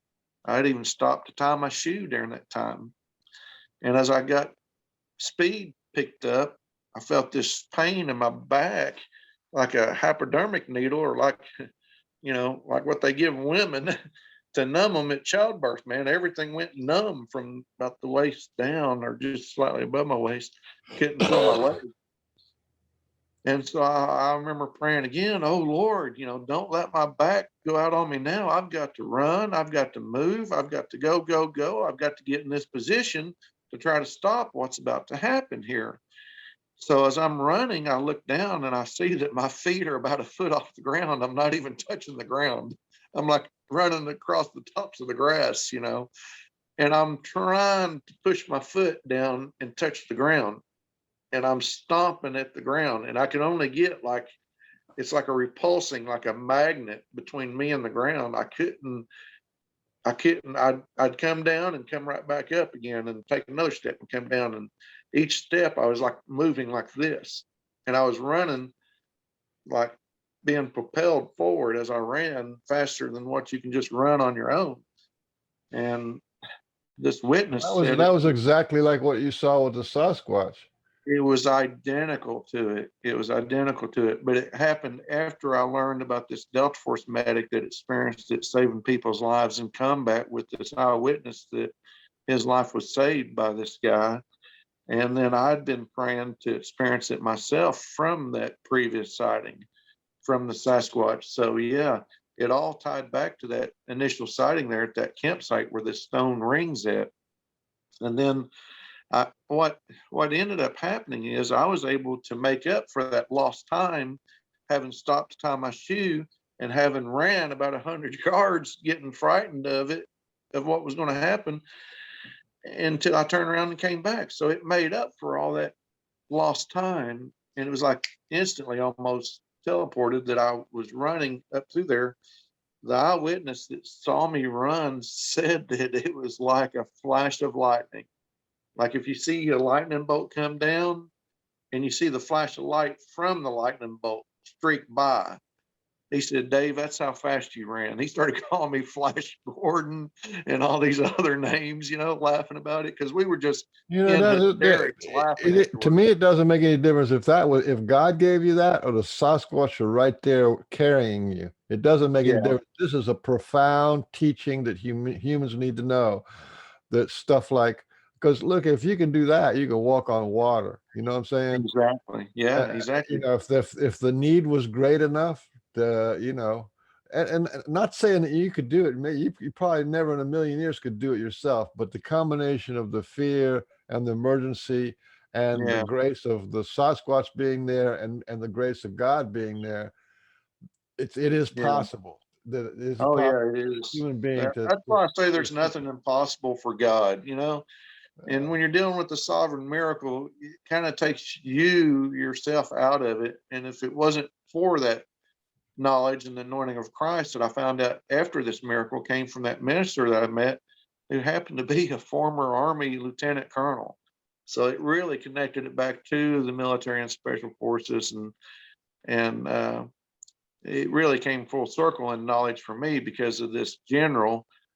I can go ahead and share his name. His name's General Jerry Boykin. If you ever get to hear him speak at like Promise Keepers or some of these other speaking events he goes to, he talks about divine intervention and supernatural miracles quite often that he's experienced, even seeing the dead raised back to life himself. So it's not beyond what's the realm of possibility, and certainly it's not beyond what the government knows, because they certainly know about this stuff. Because after this incident, it was General Boykin's best friend with the CIA that did this follow-up investigation of this incident where I was levitated. And so it was conducted by, I guess, his best friend at the CIA is all I know him by, some maybe stations chief or somebody with the agency there. So I don't know. I never did meet the guy, but I was told that they were impressed by the fact that I was thinking about them and even praying for them, and that it really touched them to know that. And I think in the end, they really helped out with that FBI investigation into these people that tried to kill me and had targeted me, because it ended up being the single largest day arrest of 44 people. And there was 42 federal indictments. When they went in and arrested these people, they arrested them all in the same minute of time. And they were all charged in the conspiracy with the theft of my vehicle. And the thief that stole the truck got a 2-year vandalism charge that he pled guilty to and went to jail for. So he probably was one of them that got off lucky. And his friend, I think, really told me that it changed his life. But I think I also think it's funny how the FBI has that effect on people to make them come to know Jesus pretty quick. When they come in and arrest 44 people at the same minute of time, in 5 different counties even. Well, you So got some great stories there. it led to a bigger investigation. I'm so glad to have you on. I don't know how Well, much I'm glad to be here. how much more you got. You Yeah. might have a whole lot more, but we're kind of running on the low end of the time here. How much more you got? Are you going to get enough for do another episode at another time, or? Sure, maybe we can get Janice on, and I'm sure people would love to hear about her encounters and her sightings, and she can probably, clue in even more details about having really awesome encounters with the I think Sasquatch. that's a good idea. If Brian ever deep gets knowledge. back from lunch, he can we can do that. So anyway, Yeah. I'm gonna close it down now. This is one of the most fabulous Well, talks. thank I mean, you. we covered so much ground, Well, I didn't get to go into much detail before when I was on the show back in December 19th, but it's hard to compress it all and relate it, to the Bigfoot chronologically. It's hard to start at one point when I'm jumping around in stories and telling it in like a chronological timeline order. But basically from 2016 on, I've probably had, 30 Class A sightings of them. 2 of those sightings, since then, I've seen the Sasquatch levitate when they were running. So, I mean, I've actually gotten to experience them and gain knowledge from them of their abilities. And it really enlightens a person into understanding how they're able to do this stuff as a flesh and blood being, as a metaphysical person, how we have those abilities too. And it's like the Sasquatch are teaching us this about ourselves and our own early history even. Man, you're on the cutting edge here. This is the direction you're going to go. If the woo is real, eventually the spiritual, the heartfelt, that's going to be the main focus. And remember what I said, the ETs who are in charge of most things on this planet, they want us to know more about all these paranormal, the psychic contact modalities and abilities that we're supposed to be having. And, you remember back before this, the United States became a country, they had this thing going on over there in Europe called the Spanish Inquisition. And the Spanish Inquisition turned into the Portuguese and the Italian and the German and the French. That went on for 400 years. So anybody who had any hint of psychic abilities or could be a healer or any kind of thing like that, they're like barbecue them in front of the church. Right. So we got a lot of, and that's just so that even now, when you talk to a religious person, you say, "Oh, this happened or that happened," you can see a shock goes through them, right? When you talk about the paranormal, because of the trauma of their ancestors being burned alive for making herbal tea. Yeah. Anyway, I think That's we're going to call it quits. All right. Well, God bless you. I think it all starts with love. It really. does, and it ends with love too. And then desire the spiritual gifts, like earnestly desire them. And I think that they were given to man for man's benefit. And it's like the Sasquatch are teaching us these things and showing us these things. So, it's a furthering, developing, ongoing relationship. And I'm trying to to bridge my own fear and grow closer to that relationship, to be able to share that knowledge with them, even the knowledge of Christ and who God really is, and bring them that salvation. And it might be like trying to baptize a shark. I don't know. You know, people can seem to want to compare them with sharks, so I compare them with baptizing sharks. But the thing is, with the shark, they're already in the water, you know. So, you know, it's easy to baptize sharks, but getting to that point past fear and having love and developing that friendship, that connection, that bond, you know, it's taken people lifetimes, you know, like Janice and her grandfather to develop that connection with them. And it's a close connection. I mean, they're family. They're a family with the Bigfoot. They're a part with them. So, you know, it starts with having that love and that earnest desire to want to share that love with them. And that's the kind of people that they're looking for to connect to and try to further those relationships with, and that knowledge even, and then pass that on to us to be able to share, you know. You know, even my buddy that got to see and do incredible things, I think his time with them is what's brought that about as well, you know. I better let you go. I'm down to 11% on my phone, so it's done good to All right, last so this that's long. good. It's been a We blessing. we burned up your whole battery. Yeah, Well, listen, I this love is it. like the best talk that I think I've heard in weeks. And Wow. I Thank you. definitely want you to come back and maybe come Yeah, back with a couple of your buddies, and we'll do it again. we sure will. We sure will. You know, to have collaboration for some of the magical things, that's important. People need to hear that. And I think acknowledging that there's other things out there besides Bigfoot too, you know, and being open to experience that as well. You know, you can't throw the baby out with the bathwater. You can't just Well, say I think that that's part of the whole everything's thing. good or everything's If there's a bad, you whole know. side of reality that's There called is. two-dimensional, where you have fairies and goat man, and you have Yeah. you know, brownies, and you have dog man. There's a whole other reality going on out there for people who can go in and out of portals. So, you Yeah. know, we need to learn more about that. We're on a learning curve. We really are. And it's really accelerating. Thank Bye-bye. you so much. Thank you. God bless you all. Thank you so much for having me on.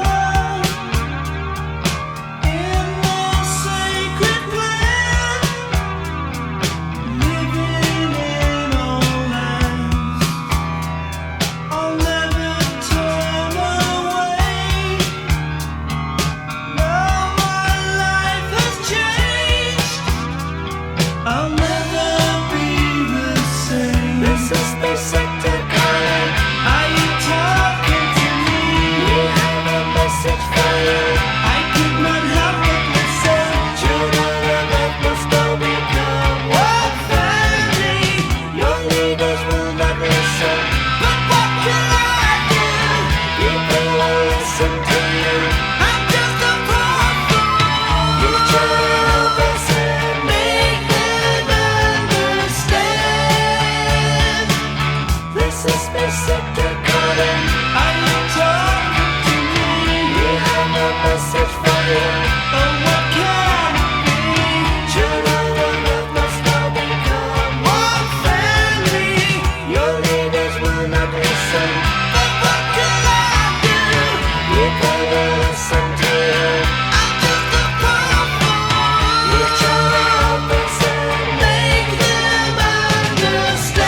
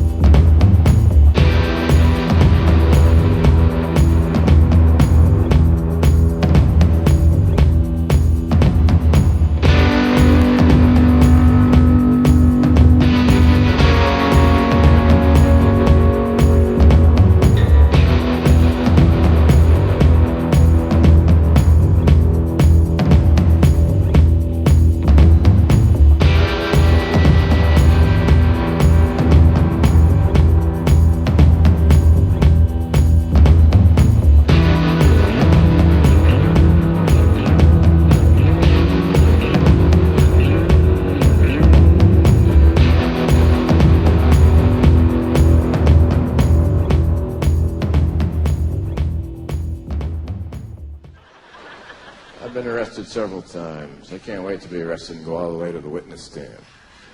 If you swear to tell the whole truth and nothing but the truth, so help you God. Yes, you are ugly. Woman in the jury, I'd really like to sleep with her. Should I keep going, or are you going to ask me questions?